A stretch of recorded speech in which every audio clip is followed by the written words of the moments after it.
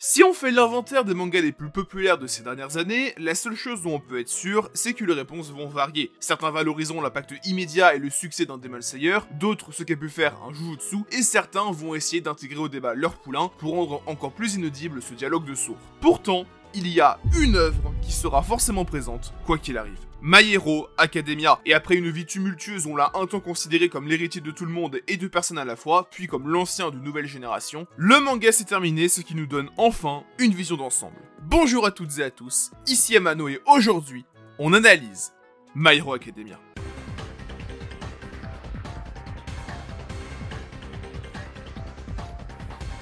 Retour en 2014, My Hero Academia commence dans le Jump en ramenant dans les pages de ce magazine un certain Kohei Horikoshi. Un auteur qui n'a même pas 30 ans mais qui a déjà un CV bien fourni. Plusieurs one-shots, ancien assistant de Yasuki Tanaka et surtout deux précédents mangas dans le Shonen Jump qui sont à leur manière des ancêtres de MHA. Enfin, surtout Crazy Zo qui a une protagoniste très proche d'Izuku, nerd, un peu maladroite mais qui a une volonté d'aider et de s'améliorer. Mais aussi des personnages au caractère très similaire et même quelques designs de Crazy Zo qui vont être réutilisés pour My Hero Academia. On est sur un proto-MHA sur bien des aspects, mais qui a fait une erreur qui l'a condamné. Il a passé trop de temps à laisser ses personnages briller et trop peu à expliquer son concept, son monde et un objectif réellement clair. Le concept même de Crazy Zo, soit un shonen d'action dans un zoo, lui garantissait une identité extrêmement claire. Cependant, on sent aussi très vite que Crazy Zo devient prisonnier de ce concept et qu'il n'en fait rien. L'objectif de l'intrigue est très peu clair, les combats finissent par tourner autour des mêmes attaques et des mêmes personnages, et tout ça n'utilise que très peu le concept et ses possibilités. Crazy Zo était un concept bien trop libre pour le bien de sa propre intrigue. Ensuite, Horikoshi va tenter une deuxième fois sa chance avec Barrage dans un registre encore plus différent, mais là où Crazy Zo montrait qu'Horikoshi savait avoir des idées et était déjà sur la trajectoire de ce qui va donner My Hero Academia, Barrage montre un mangaka bien plus scolaire qui suit un procédé clair pour mettre en place son monde et ses enjeux. Le problème de Barrage, c'est qu'il n'arrive pas à se démarquer du reste et donc à attirer l'attention. Barrage était à l'inverse beaucoup trop commun pour son propre bien. Horikoshi va apprendre de ses erreurs et MHA sera le juste milieu entre ses deux grands frères. MHA, c'est un manga où on discerne ses idées typiques d'Horikoshi, avec tout d'abord l'imagerie extrêmement originale pour un shonen d'action classique. Après le zoo et les arts du spectacle dans Crazy Zo, place à une imagerie tirée des comics américains. Mais Horikoshi arrive aussi à être encore plus clair que sur Barrage. En à peine 2 chapitres, on arrive déjà à avoir une idée très claire de ce que va raconter My Hero Academia. On a un protagoniste, un rival, un objectif, un système de pouvoir, un mentor, une menace à long terme, un premier combat, et le chapitre 2 se clôt même en introduisant timidement la première grosse situation narrative, l'examen du Wei. Et malgré tout ce que doivent introduire ces premiers chapitres, à aucun moment la lecture n'est lourde ou simplement ennuyante. On voit directement qu'Horikoshi a appris à mieux cadrer son concept. MHA puise énormément dans l'imagerie des comics américains, mais uniquement à certaines occasions très particulières. Les onomatopées ne font comics que lorsque certains alters, notamment le One for All, sont utilisés. Et en parlant de ça, impossible de ne pas citer All Might qui est très clairement un archétype de super-héros américain. Mais aussi le personnage principal, dont l'inspiration devient de plus en plus claire au fur et à mesure de l'œuvre. Ce qui fait que le fameux thème « un grand pouvoir implique de grandes responsabilités » se retrouve un peu partout dans MHA, mais utilisé d'une manière très intelligente car mélangé à un autre thème typique des shonen, le passage à l'âge adulte. Et c'est ce qui rend aussi logique l'imagerie scolaire de My Hero Academia, parce qu'on a des enfants qui apprennent à devenir des adultes, qui apprennent à devenir des héros, qui apprennent qu'un grand pouvoir implique de grandes responsabilités. Pour le reste de l'imagerie comics, Horikoshi va limiter son utilisation au matériel promotionnel. Les trames typiquement comics vont surtout être utilisées en couverture du Jump. Les pages couleurs simples seront mises en page comme de nouveaux numéros de comics américains. Le logo de la série est fait pour ressembler à un logo de comics américain. Et enfin, au moins un 6ème des tomes de la série ont un titre partiellement ou totalement en anglais. Contrairement à Crazy Zo où son concept semblait se battre avec son intrigue, ici, Horikoshi arrive bien plus à choisir ses moments, les passages de MHA où l'inspiration occidentale peut briller et être la star du show, et ceux où elle se met naturellement en retrait pour ne pas handicaper l'auteur et simplement servir d'enrobage. Et contrairement à Barrage, l'imagerie même de My Hero Academia arrive à être un attrait pour l'œuvre par elle-même, en étant suffisamment attrayante et intrigante. En ce qui concerne la ligne de départ, Horikoshi a tout réussi à la perfection. Perfection qui à elle seule suffit à propulser son œuvre et à faire de MHA l'un des plus grands succès de l'histoire du Jump. Mais bon, faire du chiffre c'est bien écrire, c'est mieux. Et si on l'a vu, le point de départ de My Hero Academia est extrêmement bien réalisé, il ne va pas falloir s'arrêter là.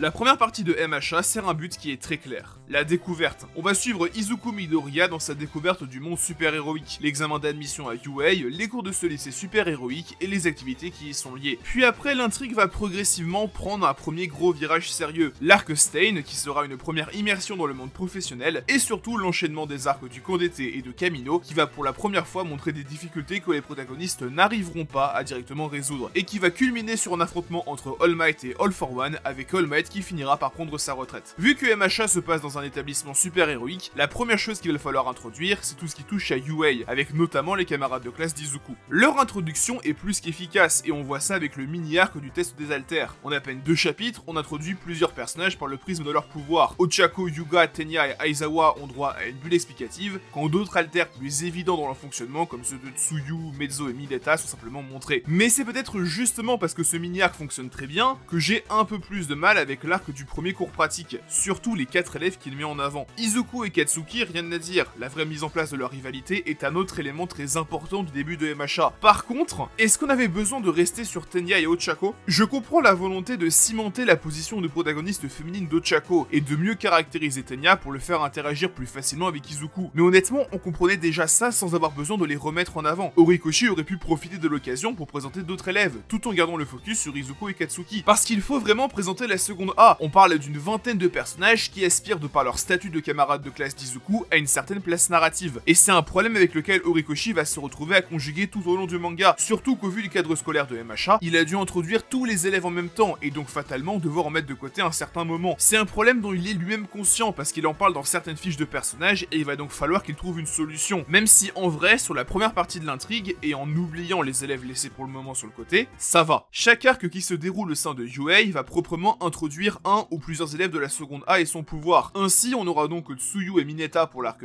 SCA, Fumikage et Shoto pour le tournoi, et après l'examen de fin de trimestre va faire un tour d'horizon, mais en mettant tout de même bien en avant Momo, Mineta et Kyoka. Une fois cette grosse partie introductive terminée, on a une bonne idée d'ensemble de l'état de la classe, et dans les élèves qui n'ont pas encore eu l'occasion de briller, soit ils ont un trait de caractère suffisamment prononcé pour faire d'autres des personnages gimmicks pour le moment, soit leur alter est suffisamment évident pour ne pas nécessiter plus d'explications pour le moment. Globalement, Horikoshi arrive à très bien présenter son monde, qui s'impose presque instantanément comme étant la plus grande qualité de MHA et son plus gros pilier. Et surtout, le monde qu'il nous présente, il essaie de le rendre commun et normal. Le mec va jusqu'à présenter son tournoi comme étant l'héritier spirituel des Jeux Olympiques. Je sais, c'est rien, mais ce petit détail, ça aide tellement à cimenter l'univers de MHA comme étant dans un longtemps futur. Ça aide à le rendre crédible. Ce tournoi d'ailleurs est excellent et continue de lentement tisser en fond bon nombre de points qui seront importants pour la suite de l'œuvre, le plus important étant bien évidemment Shoto Todoroki et la relation en trio entre Izuku, Katsuki et lui qui commence à se tisser, avec principalement le rapport à leurs alters. Shoto, c'est un pur produit de ce qu'on imagine être les castes plutôt aisés, avec l'idée des mariages d'alters. Katsuki et Izuku sont eux de purs produits de la société classique altérique, en représentant son sommet et sa base. Les alters les plus puissants doivent par nature devenir des héros, car ayant le plus gros potentiel, quand Izuku devait à la base se cantonner à un rôle de seconde importance dans la société. Ce thème narratif du héros défini par son alter va disparaître dans la suite de l'intrigue, mais il est l'un des nombreux moteurs du début de MHA. Katsuki pense qu'il doit être un héros parce que son alter lui ouvre toutes les portes, Shoto veut être un héros mais méprise son alter qui le relie aux actes de son père, et Izuku, qui a encore du mal à comprendre toutes les portes que lui ouvre son alter, cherche à se montrer à la hauteur. D'autres personnages vont aussi rapidement explorer ce thème, comme Mineta qui est dégoûté du potentiel offensif de son alter mais qui finira par trouver sa voie lors de l'examen de fin de trimestre. Ou encore Itoshi, on appuie bien sur la compatibilité de son alter avec le système éducatif de UA. C'est aussi pour ça que garder Izuku en tant que sans alter aurait pu être intéressant, mais moins pertinent, parce que ça l'aurait naturellement exclu des thèmes narratifs liés aux alters. Lui, mais aussi le lecteur, qui suit MHA à travers ses yeux. Et de toute façon, l'idée principale qu'aurait amené un Izuku sans alter, à savoir que l'héroïsme n'est pas défini par le pouvoir, est déjà plus que présente dans la série, cachée derrière le message du n'importe qui peut être un héros. En parlant d'alter, on commence aussi à bien explorer le potentiel de ce système de pouvoir. Et là où c'est intéressant, c'est que le système y reste assez vague. On nous introduit progressivement à 3 grands types d'alters. Les activations qui permettent de contrôler ou de modifier des éléments extérieurs au corps, les transformations qui permettent d'altérer temporairement une caractéristique du corps, et enfin les mutations qui altèrent définitivement le corps de l'utilisateur. Mais en vrai, le manga n'ira pas vraiment plus loin. Le système va uniquement se caractériser autour de ces 3 grands groupes avant après d'y aller au cas par cas. Mais il reste tout de même vraiment bon, et il arrive même à chercher un certain classicisme, parce que dans les faits t'as des pouvoirs de feu, de glace, de poison, poison, de renforcement de capacité musculaire. Horikoshi fait ça en jouant sur l'enrobage de ses pouvoirs, et surtout sur 2 points, leur esthétique et leur impact narratif. Et l'un des meilleurs exemples, c'est l'alter de Tenya. Un pouvoir de super vitesse, ou simplement de personnages bougeant extrêmement vite, c'est très courant dans les shonen d'action, ou même dans les œuvres de fiction en général. La faculté est si commune que la super vitesse n'est même plus le cœur des pouvoirs, et souvent elle ne sert que pour figurer un power-up. Dragon Ball joue par exemple énormément sur ça. Souvent un power-up de Goku est en premier illustré grâce à un boost de vitesse, et l'Ultra Instinct va baser une partie de son imagerie sur une vitesse justement divine car instinctive. Et pourtant, Horikoshi arrive et va baser tout l'alter d'un personnage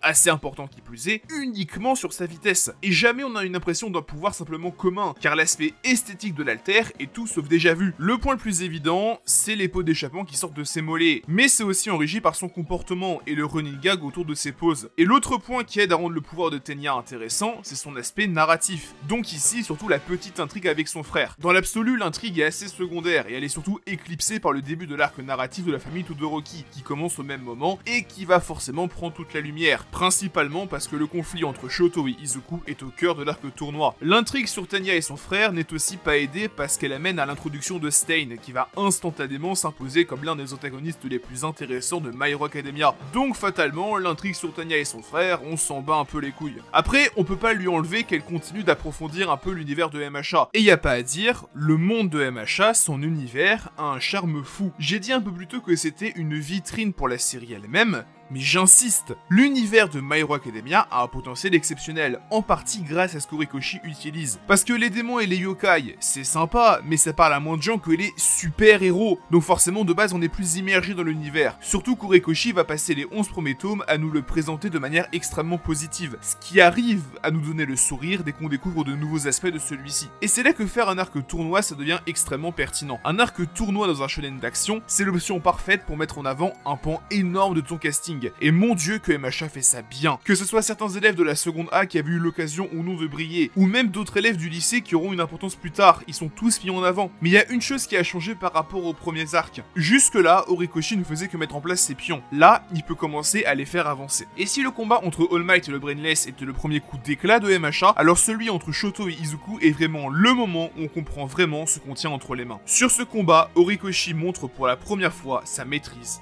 graphique. Par exemple, cette double page qui se centre sur la première attaque de Shoto et la riposte d'Izuku. Toute la double page crie l'initiative et le caractère temporel très bref de celle-ci. Tout commence avec les 3 cases de droite qui présentent l'échange d'attaques très bref avec des dimensions de cases qui s'opposent comme si elles se répondaient. On comprend déjà le peu de temps qui se passe entre ces cases, mais c'est appuyé par les poses d'Izuku et de Shoto qui ne bougent quasiment pas entre elles. Et la cerise sur le gâteau, c'est l'unique réplique présente sur cette double page, Izuku qui se dit « maintenant » pour encore appuyer l'espace de temps très court sur lequel se passe toute la page. Caractère de temps très court qui devient presque une vitesse sur la case de droite avec les lignes de vitesse qui visent l'œil de Shoto. Vraiment, cette double page est folle et c'est très loin d'être la seule du lot. Par exemple, la dernière du combat qui se coupe parfaitement en deux au niveau de la reliure avec un côté lumineux du côté de Shoto grâce à ses flammes et un aspect plus sombre pour Izuku parce qu'il n'a toujours pas pleinement confiance en lui. Horikoshi sait parfaitement gérer des affrontements et va continuer de le montrer dans la suite du premier acte en combinant ça avec d'excellentes idées de mise en scène. Par exemple, introduire Gran Torino et son pouvoir qui se base sur la mobilité dans une pièce fermée. C'est génial. Montrer la nouvelle maîtrise d'Izuku qui a amélioré sa mobilité en le faisant faire des wall jumps, donc dans une ruelle. C'est parfait. D'ailleurs, ce combat, le combat contre Stein, sans être aussi réussi que le combat Izuku-Shoto, il est très plaisant à suivre. Mais j'ai un petit problème avec le personnage de Stein en général. D'un côté, je trouve son concept, tant dans son design que dans son alter que dans ce qu'il raconte, incroyable. De l'autre, j'ai l'impression qu'il intervient un peu trop tôt. Je comprends l'idée de vouloir donner à plusieurs élèves de la seconde A un vrai premier vilain à affronter. Mais tu fais pas ça avec Stein. Le concept même de Stein, c'est de semer le doute sur la société super héroïque, d'essayer de faire naître chez le lecteur un doute. Mais ça marche pas parce que en dehors de lui, tout le début du manga cherche à te présenter les super-héros sous un jour complètement positif. Même les motivations purement pécuniaires que Stein critique sont dédramatisées. Par exemple, la pub d'Uwabami s'est présentée comme étant un gag, et certains héros qui seront plus que critiquables dans la suite du manga sont montrés sous leur meilleur jour, avec un Endeavor où on appuie bien sur sa capacité à résoudre rapidement des problèmes, plutôt que sur sa situation familiale ou même son comportement qui est là aussi présenté comme étant un gag. l'arc. Et c'est sans même parler de la méconnaissance globale du monde de MHA. L'arc Stain a lieu avant le tome 10. C'est beaucoup trop tôt pour qu'on ait une vraie idée claire du monde de l'œuvre et qu'on ait un vrai débat entre le point de vue des protagonistes et celui de Stain. On va forcément prendre le parti des protagonistes parce que comme eux, on est en pleine phase de découverte. Vraiment, le personnage de Stain ressort de là comme étant un antagoniste très intéressant qui ne semble pas être à sa place. Parce que bon, pour le côté premier contact avec le monde super-héroïque, il n'y a pas genre 3 brainless, qu'en plus on nous introduit comme plus faible que celui du SCA, donc une victoire des élèves semblait pas si déconnante. Je le redis, mais vraiment, le concept de Stain, c'est un tout droit vers un antagoniste d'anthologie. Tu avais tout, et tu avais tellement tout, que même dans un arc où tu te sens qu'il n'arrive en rien à être connecté à l'état actuel de l'intrigue, il arrive à être mémorable. Enfin bon, ce qui est fait, mais on ne peut pas enlever que l'arc Stain arrive un peu à servir la narration globale de MHA. Déjà en initiant une suite d'événements qui amènera à la conclusion de la première partie, quand bien même tu aurais pu trouver une autre motivation que Stain, mais surtout parce que Stain va malgré lui participer à la glorification d'All Might, et je pense que c'est ce qui a vraiment motivé Horikoshi à l'utiliser aussitôt. Tout le début de MHA tourne autour d'All Might, et c'est logique au vu de son statut de symbole de la paix. Ce focus se fait déjà par Izuku, qui veut devenir héros avant tout à cause de son admiration pour All Might, mais qui va petit à petit remettre en question son admiration pour All Might, principalement à partir du début de l'arc Stain. Tout ça se fait d'abord via le chapitre sur le choix des pseudonymes de héros, avant que Gran Torino n'appuie directement là où ça fait mal, sur le manque d'identité héroïque d'Izuku. On peut voir dans ce parcours de protagoniste celui d'un enfant qui grandit. Izuku n'était qu'un gamin rempli de rêves au début de MHA, quelqu'un qui tenait en quasi-dieu All Might. Et après Kamino, la relation entre les deux a évolué. Izuku s'est affirmé comme héritier d'All Might, qui a lui terminé le chemin de sa légende en redevenant un simple humain. C'est ce qui rend l'idéalisation de la société super-héroïque aussi facile. Tout passer à la sauce All Might, ça aide à rendre le monde super-héroïque plus waouh quoi. Et là où c'est fort, c'est que même avec un tel focus sur les côtés positifs de la société super-héroïque, les antagonistes arrivent aussi à avoir quelques moments marquants. J'ai parlé assez longuement de Stain, ce qui va en laisser deux. Les deux gros méchants des arcs Candete et Kamino, Muscular et All for One. Muscular marche bien en tant que premier vrai gros test solo d'Izuku. Ils ont des alters dans l'absolu assez similaires, et les ressemblances qu'on peut tisser entre Muscular et Bakugo, tant sur le physique que le caractère, ça peut donner un peu l'impression qu'Izuku est face à une version cauchemardesque de Katsuki. Faire ça pour non seulement tester pleinement Izuku, et en plus de ça laisser planer le doute en dévoilant juste après la fin de l'affrontement que Shigaraki cherche à enlever et recruter Katsuki, ça permet de créer un petit doute dans l'arc, et c'est vraiment très bienvenu. Mais évidemment, le gros morceau, c'est All for One, et là vraiment, c'est tout ce qu'il fallait faire, Horikoshi a tout bien fait. Le premier point qui frappe, c'est le découpage. Malgré l'ampleur narrative de l'affrontement, Horikoshi n'arrive à mes yeux pas à être aussi dynamique que pour un Izuku versus Shoto ou un Izuku versus Muscular. Et je pense que c'est parfaitement voulu. Le combat All Might All for One n'a pas le même poids que ceci. C'est une bataille finale, l'apogée d'une ère de la société, littéralement la fin du commencement et le commencement de la fin. Il y a donc une gravité,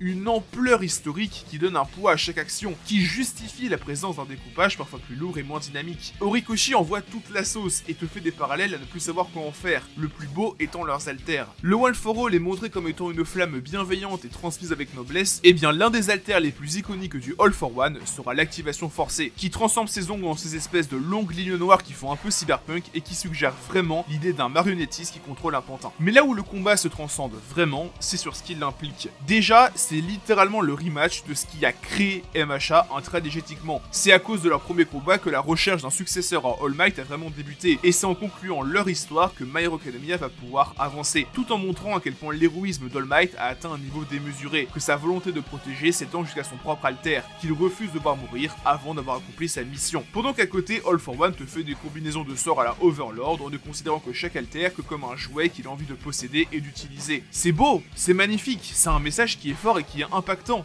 Et surtout, il y a l'impact sur la population. Une simple intervention d'All for One est vécue comme un drame, qui est comparable à une situation de guerre, quand les attaques d'All Might, qui ne se caractérisent jamais comme étant plus qu'un homme, arrivent à redonner espoir et à motiver tout un pays qui pousse pour la dernière victoire de son plus grand héros. La première partie de MHA se conclut sur ça, sur la plus grande victoire d'All Might et peut-être la plus belle d'Horikoshi qui conclura son tome 11 sur l'arrivée des élèves de la seconde A à l'internat de UA. Un passage vraiment très divertissant, et à ce moment-là, Horikoshi c'est le maître du monde. En un tome, il a réussi à te balancer un combat de fou furieux, et à la fin il te fait rigoler avec une situation vraiment assez rigolote. Et surtout, il fait quelques choix qui sont forts, mais qui sont déjà pertinents. J'ai eu honnêtement assez peur quand l'Alliance a enlevé Bakugo pour essayer de le convaincre de les rejoindre. Mais non, Katsuki reste dans la lumière et sera un rival d'Izuku à partir de celle-ci. Et le vrai antagoniste qu'on commence à tisser en toile de fond, c'est Tomura Shigaraki. Dans les faits, c'est peut-être un point faible de cette première partie. Il est jamais vraiment menaçant, et quand il intervient directement avec Izuku, c'est pour partir immédiatement après. On est plus sur un espèce de pseudo gros loser qu'un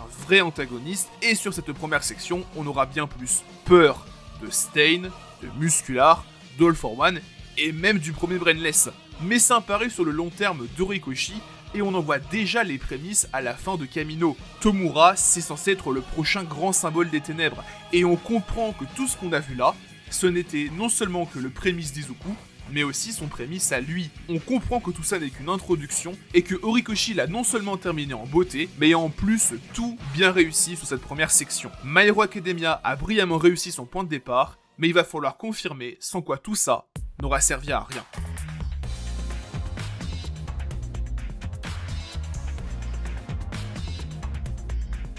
All Might a pris sa retraite, All for One est en prison, et la seconde A s'apprête à débuter son deuxième trimestre dans un UA en alerte. Horikoshi a terminé sa mise en place, qui a été globalement parfaite. Il y avait quelques soucis ici et là, mais globalement, tout roule. Cependant, il va maintenant falloir aller en profondeur, et vraiment commencer à tout creuser. C'est pour ça que cette partie de l'intrigue est la plus longue, car elle va devoir solidifier l'univers introduit jusque-là, et c'est ce que va chercher à faire chaque arc, en reprenant plusieurs points d'intrigue créés par la première section, pour soit les résoudre, soit les utiliser pour en développer d'autres. Le permis provisoire, un contexte d'épreuve dans la lignée de ce qu'on a vu à l'examen d'entrée ou au tournoi, mais il se charge aussi de remettre sur le devant de la scène toute la seconde A en tant que groupe uni, à la manière des tests d'alter et des examens de fin de trimestre, tout en reprenant le développement de Shoto, là où il avait laissé le tournoi et l'arc Stain. L'arc Overall est une continuité des arcs Stain et Kamino. On continue de suivre Izuku dans sa découverte du monde professionnel, cette fois en le plaçant dans la position d'un héros à temps partiel, tout en nous présentant un peu plus le fonctionnement du métier de héros. Le festival emprunte beaucoup au tournoi, avec une grande fête qui va se charger de mettre en avant un élève. C'était Shoto au tournoi, ce sera Kyoka au festival, même si l'arc utilisera un antagoniste pour ne pas non plus donner l'impression de se passer dans le vent, et qu'à côté, comme au tournoi, les autres secondes A vont aussi montrer leur capacité. La première chose qui ressort de tout ça, c'est qu'Horikoshi conserve un point bien précis de la construction narrative de MHA, l'alternance. Dès le départ, l'auteur va installer une alternance entre les arcs se déroulant au sein de UA et les arcs qui se déroulent en société, qui étaient les arcs qui présentaient des situations qui dégénéraient plus facilement, et bien souvent les arcs qui introduisaient des super vilains. Cette alternance était introduite lors de l'enchaînement du premier cours pratique et de l'arc SCA, et depuis cette alternance était restée intacte, à l'exception, si on veut, de l'enchaînement examen final camp d'été, parce que le camp d'été est dans les faits lié à UA, mais vu comment ça dégénérait facilement, c'était compliqué de vraiment le ranger là. Cette alternance marchait extrêmement bien pour une partie introductive, ça permettait d'introduire efficacement les deux côtés importants du monde de My Hero Academia, UA et la société super-héroïque au travers du monde professionnel. Cependant, ici, elle va très vite montrer des limites. Et en fait, dès le premier arc de cette deuxième partie, pris à part, l'arc est vraiment cool. Son concept est sympa, et Horikoshi arrive à rendre cet énième arc examen divertissant en introduisant de nouveaux personnages. Mais c'est l'arc qui suit Kamino, donc forcément, on ne va pas être directement investi dans un autre examen de la seconde A, quand le combat All Might All for One est encore extrêmement frais. Il aurait fallu avoir un, voire deux chapitres servant justement à tout bien remettre à plat. La présentation des chambres, c'est bien, c'est vraiment bien, mais je trouve que c'est pas assez pour donner à cet arc la place qu'il mérite. Surtout qu'il se finit sur la première vraie avancée majeure de la rivalité Izuku-Katsuki, avec le point de vue de Katsuki et sa culpabilité vis-à-vis de Kamino. C'est de loin le point qui est le plus mémorable de l'arc, car il aide à un peu plus humaniser Katsuki, qui n'était perçu jusque-là que comme un monstre de puissance. Cet arc a du mal à briller à cause de ce qu'il précède, et le rare souvenir qu'il laisse est lié à sa conclusion qui n'a rien à voir avec son concept. En fait, cet arc est assez proche narrativement de l'arc de l'île des hommes poissons dans One Piece, à savoir deux arcs qui sont forcés de se reposer sur un concept fort, voire une imagerie assez forte, parce que ils suivent des événements qui sont très importants pour l'univers de leur œuvre, et ça fait qu'ils partent forcément avec un désavantage, en étant des arcs qui ne seront vraiment pas mémorables. Mais c'est deux arcs de build-up, c'est deux arcs qui posent des choses, et c'est pour ça que ces arcs en fait sont excessivement bons et importants pour leur œuvre, tant dans One Piece que dans My Hero Academia. L'arc du permis continue par exemple l'idée d'introduire progressivement la classe en remettant des élèves en avant. Ici Shoto est à nouveau mis en avant, mais il y a aussi un personnage comme Yuga qui est beaucoup poussé, tout en montrant une nouvelle fois les progrès de la classe avec leurs premières attaques spéciales. Vraiment, l'arc fait très bien ce qu'il a à faire, mais il souffre, un peu comme Stain, de son placement dans l'œuvre, mais aussi est-ce que commencerait pas à y avoir un peu trop de personnages? On a les 20 élèves de la seconde A, plus les quelques professeurs qui gravitent autour, faut aussi y ajouter le reste de UA qui sort de temps à autre, les héros pro introduits qui sont déjà plus d'une grosse quinzaine à avoir eu un rôle à minimum mineur, et maintenant la dizaine de personnages introduits ici, que ce soit les élèves de Ketsubutsu ou de Shiketsu. Ça fait beaucoup de personnages, et si on s'attend logiquement à ce qu'ils ne soient pas tous pleinement utilisés et développés, un univers qui continue à ce point d'être en expansion alors qu'Horikoshi est justement censé commencer à pleinement développer ce qui est déjà là, ça peut poser problème. Car Horikoshi accorde un service minimum, généralement quelques cases montrant un peu alter et caractère du personnage en question, voire son nom, à la plupart de ces personnages introduits. Mais à force, un service minimum ici, un autre là, encore et encore, ça limite d'autant plus la place qu'il reste dans son intrigue. Et le pire c'est que c'est pas la première fois qu'il fait ça. Déjà au moment du tournoi, il admettait que l'arc était devenu un peu incontrôlable, alors qu'il ne devait faire que 5 chapitres et se centrer surtout sur Shoto. C'est juste une inquiétude pour le moment. Pour l'instant, ça reste globalement sous contrôle. On sait que les élèves de Ketsubutsu et de Shiketsu ne sont pas destinés à réapparaître régulièrement. Mais faut faire attention. Par exemple, il ne faudrait pas qu'à tout hasard, Horikoshi introduise 3 nouveaux élèves de UA qui se destineraient à avoir un rôle particulièrement important vis-à-vis de la seconde A et même du lycée en général, en étant au hasard, je sais pas, les 3 meilleurs élèves de UA. Oups. Ces 3 personnages, le fameux Big Three de UA, me laissent perplexe, comme l'arc overall. D'un côté, j'adore ces personnages, surtout Tamaki et Nejire qui sont je pense mes personnages préférés de My Hero Academia. Mais de l'autre, leur rôle global dans l'intrigue et le peu d'évolution qu'ils ont au fur et à mesure de l'œuvre me laissent plus que perplexe. Et c'est pareil pour l'arc overall. J'aime beaucoup ce qu'il essaye de raconter et ce qu'il essaye d'introduire, mais son rôle dans l'intrigue globale de MHA me laisse perplexe. Surtout que plutôt que de régler les doutes qui commençaient à s'installer, il va continuer sur cette voie. Après, certaines choses sont très bien réussies. Je parlais de la nécessité de développer l'univers de MHA et sa société, et ça, sur cet arc, c'est brillamment fait. Les gangs et leurs conflits, le retour timide et progressif de l'Alliance, le retour d'une certaine noirceur qu'on n'avait pas vue depuis Kamino, et même la présentation plus en profondeur de l'univers des professionnels. On a aussi un retour des idées graphiques de Horikoshi qui sont super intéressantes, je pense notamment à la réunion où les héros discutent de l'existence de la drogue destructrice d'Alter, et où Mirio et Izuku sont dessinés de manière de plus en plus brouillonne au fur et à mesure qu'ils comprennent de comment cette drogue est faite. À côté de ça, l'arc va aussi développer plusieurs personnages, avec en tête de liste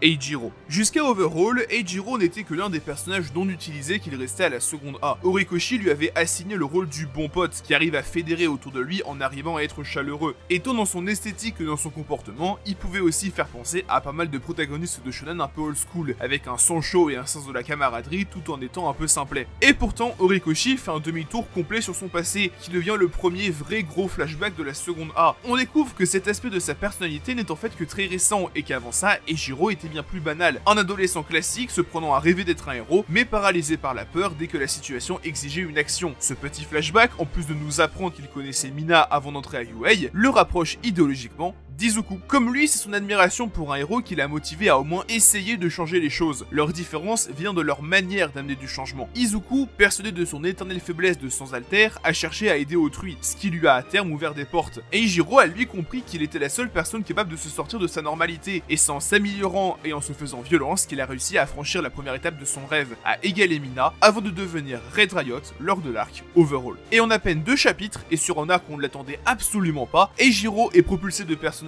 secondaires sympathiques à héros de premier plan qui portent le récit un court moment, mais qui en ressort changé. Le pire, c'est qu'il n'avait même pas besoin de ça. Quand j'ai dit qu'Horikoshi allait devoir plus développer la seconde A, je pensais surtout à des personnages qui à ce moment-là étaient plus que déjà mis en avant et utilisés. Je pensais à Tsuyu, je pensais à Momo, je pensais à Fumikage, voire même à Mineta d'une certaine façon. Mais je ne pensais pas à Eijiro qui semblait être fait pour ce rôle de bon pote, mais qui devient la grande réussite de l'arc Overhaul, parce qu'à côté c'est plus compliqué. Le gros souci que j'ai avec cet arc, c'est qu'il n'arrive pas à s'insérer dans l'œuvre. Mais alors, vraiment pas. Déjà l'arc Overhaul est sans aucun doute l'arc de MHA le moins bien introduit. On commence autour de ses 3 meilleurs élèves de UA et la matière qu'ils vont introduire à la seconde A, avant qu'on nous ramène la Ligue, une nouvelle faction avec ses Yakuza, et tout ce qui tourne autour d'Eri. Vous allez me dire qu'il faut un fil rouge pour rendre cet apprentissage héroïque plus palpitant, et donc un antagoniste. Et je vous répondrai que c'était peut-être le moment pour, justement, montrer des aspects peut-être plus plan-plan de la vie de héros. Vous vous rendez compte que qu'Izuku est parti sur le terrain 2 fois, et que la première fois il est tombé sur un tueur en série et des brainless, et la deuxième fois sous le sous-chef d'une bande de Yakuza. C'était le bon moment pour justement se poser un peu, montrer des intrigues vraiment à court terme, voire même utiliser Night Eye pour construire un peu le passé d'All Might, peut-être même faire un flashback. Vu que sa figure héroïque est complètement déconstruite, c'était le bon moment pour parler de son passé, pour vraiment détailler sa carrière, sans avoir besoin de repartir immédiatement dans du combat. Car Emacha a déjà une faction désignée d'antagoniste, et donc les 8 préceptes sont logiquement amenés, utilisés et défaussés si vite que la plupart ne peuvent même pas être appelés personnages. Allez, les ennemis de Tamaki sont un chouïa développé et ont des alters intéressants, et l'adversaire d'Eiichiro et de Fat Gum est sympa. Mais c'est tout, le reste est contraint d'être des personnages tertiaires voire quaternaires propulsés au rang d'antagoniste important d'un arc, et la comparaison qu'on peut faire avec la Ligue, qui recommence à vraiment agir, fait affreusement mal, surtout qu'à côté, Horikoshi commence à faire un peu n'importe quoi. Par exemple, l'un des points d'intrigue que le permis laissait en suspens, c'était que Himiko avait du sang d'Izuku. On se disait, ah bah c'est la merde, elle va pouvoir infiltrer Yuei, voire berner la seconde A, spécifiquement Ochako qui commence à tomber amoureuse d'Izuku, voire amener une nouvelle capture de Katsuki en l'attirant. Ça peut amener à plein de soucis, à plein de situations narratives. Et bah elle l'utilise pour montrer aux héroïnes de l'arc où se déroule le combat final. Du coup, si c'est aussi vite défaussé, à quoi ça servait d'amener du suspense à la fin du permis provisoire si Horikoshi soit ne savait pas où aller avec cette intrigue, soit s'est dit qu'il allait la défausser des overalls? Vraiment, je ne comprends pas. Non, mais c'est parce que Himiko, elle est tarée, donc ses actions sont pas forcément réfléchies et tout. M'en bat les couilles. Si elle était vraiment tarée, elle serait directement allée voir Ochako sous sa véritable forme, pas en étant transformée en Izuku. Et c'est pas le seul problème créé par l'arc au sens large. Enfin, son problème, c'est qu'il crée des non-problèmes. Le plus gros étant les fameuses balles anti-alter qui ont déjà fait une victime. L'idée est folle et vraiment exceptionnelle. Mais on sait limite déjà que ce sera résolu par Eri. À quoi bon appuyer sur cette possibilité sinon? À quoi bon faire de sa présence au prochain arc l'un de ses fils rouges principaux? On sait que Eri va ramener Mirio. C'était l'un des non-dits les plus évidents de tout My Hero Academia, donc pourquoi créer du suspense sur ça? Et surtout, les balles anti-alter à la suite de la série, elles serviront vraiment quasiment plus à rien et c'est excessivement dommage. Au final, la seule chose pour laquelle l'arc Overall semble vraiment important, c'est la montée en puissance de l'Alliance et surtout de Tomura. Mais pour le reste, c'est vraiment le premier arc de l'œuvre qui a vraiment du mal à impliquer le lecteur, tant on semble s'être éloigné du sujet, et la maîtrise graphique d'Horikoshi et son inventivité sur les alters n'est qu'un maigre lot de consolation. On est face à un nouvel arc Stain, en pire, moins captivant par ses ajouts, et semblant encore plus ne pas être à sa place. L'arc Overall ne fait au sens large quasiment pas avancer le manga, et semble servir d'intrigue presque annexe pour justifier ce qu'on verra ensuite. La montée en puissance de l'Alliance, les progrès de la seconde A, et l'existence d'Eri. Et ce qui me frustre le plus, c'est que l'arc Overall est le troisième arc le plus long du manga. Mais c'est pas le troisième arc le plus long parce qu'il avait des choses à dire qui font avancer l'œuvre dans sa globalité. Il fallait une intrigue à raconter, et c'est celle-là qui a été utilisée presque par défaut. On arrive ensuite à l'arc du festival, qui de ce que j'ai vu est assez peu apprécié, alors que c'est un arc que je trouve particulièrement bon. Et de cet arc, je retiens surtout son antagoniste. Oui, encore un nouveau personnage, ce qui ne règle toujours pas le souci que j'ai évoqué avant, mais il est seul.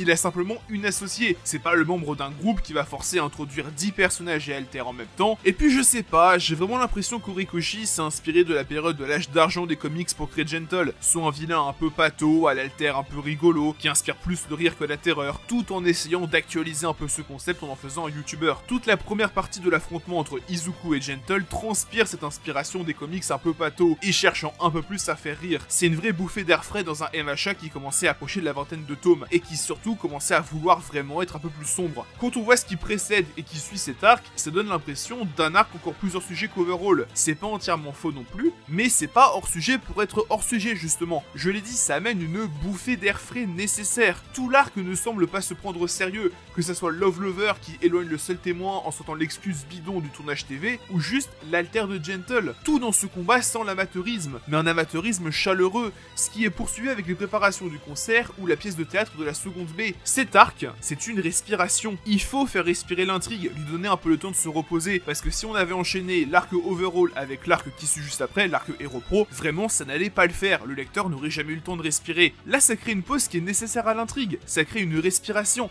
ça laisse reposer un peu le tout. Gentle, c'est pas l'antagoniste le plus terrifiant de My Hero Academia, c'est pas le plus puissant, et ça d'ailleurs Izuku le dit lui-même. Mais justement, avoir un antagoniste aussi minable, ça sert aussi l'intrigue. Ça permet de remettre bien en avant la seconde A, notamment Izuku qui récupère une nouvelle technique et qui progresse pas mal dans cet arc, mais aussi leur harmonie en tant que classe, leur harmonie en tant que groupe, qui était quelque chose qu'on commençait à explorer avec le permis provisoire, mais qu'on voit vraiment pour de bon ici. Après, l'arc n'est pas non plus extraordinaire, et dans les faits, on reste très loin du niveau qu'avait Horikoshi sur un Kamino par exemple. Mais quand on sort de cet arc, on se dit que le plus dur est peut-être passé, et qu'on commence à retrouver l'Horikoshi qu'on a connu sur Kamino, qu'on a connu sur le camp d'été, qu'on a connu sur le tournoi, l'Horikoshi vraiment capable d'arriver au sommet.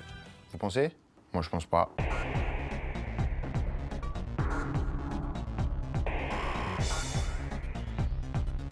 Le prochain arc est un tournant pour la série. C'est un arc qui va se baser sur deux éléments, la révélation du top 10 des héros japonais et un combat entre Endeavor et le plus puissant Brainless montré dans la série jusque-là. Pour le classement, j'ai pas grand chose à dire, on connaissait déjà certains membres de celui-ci, et pour le reste, ils sont suffisamment originaux en apparence ou en alter pour servir à les rendre uniques. Et puis, on sent très clairement qu'ils sont surtout introduits pour être des personnages secondaires, qui n'auront au mieux qu'un développement que très léger. On sent très clairement que le gros des personnages introduits, c'est un peu Mirko, et surtout Hawks et Endeavor qui a droit à un développement parce qu'il est maintenant le nouveau numéro 1 et qui va pouvoir prouver son statut avec un combat qui est un quasi sans faute. Que ça soit le découpage, l'ampleur des dégâts, la tension globale de l'affrontement, il ne manque que l'ampleur narrative, plus faible car ce n'est qu'un Brainless, pour égaler Kamino. Et c'est justement ça qui fait que le combat peut mettre un peu de temps à embarquer le lecteur, car il semble être beaucoup trop gratuit. High End est littéralement introduit à la fin du chapitre qui précède le début de son combat avec Endeavor. Je pense qu'il aurait fallu le teaser un peu plus tôt pour qu'on ait vraiment de l'attente vis-à-vis de cet affrontement, parce que là ça commence tellement vite que tu te mets un petit moment à te rendre compte que le combat va pas juste durer 3 pages. C'est un peu dommage, et vu le niveau de l'affrontement qui s'impose directement comme l'un des meilleurs de MHA, il aurait mérité un peu plus de build-up. Mais par contre, en vrai gros problème, c'est là que l'un des gros soucis de My Hero Academia devient apparent. Un souci qui a comme meilleur exemple ce fameux enchaînement d'arcs héros pro et d'entraînement commun, ce que j'aime appeler le duel interne des deux My Hero Academia. On a parlé plutôt d'alternance entre les arcs à UA et les arcs en dehors de UA.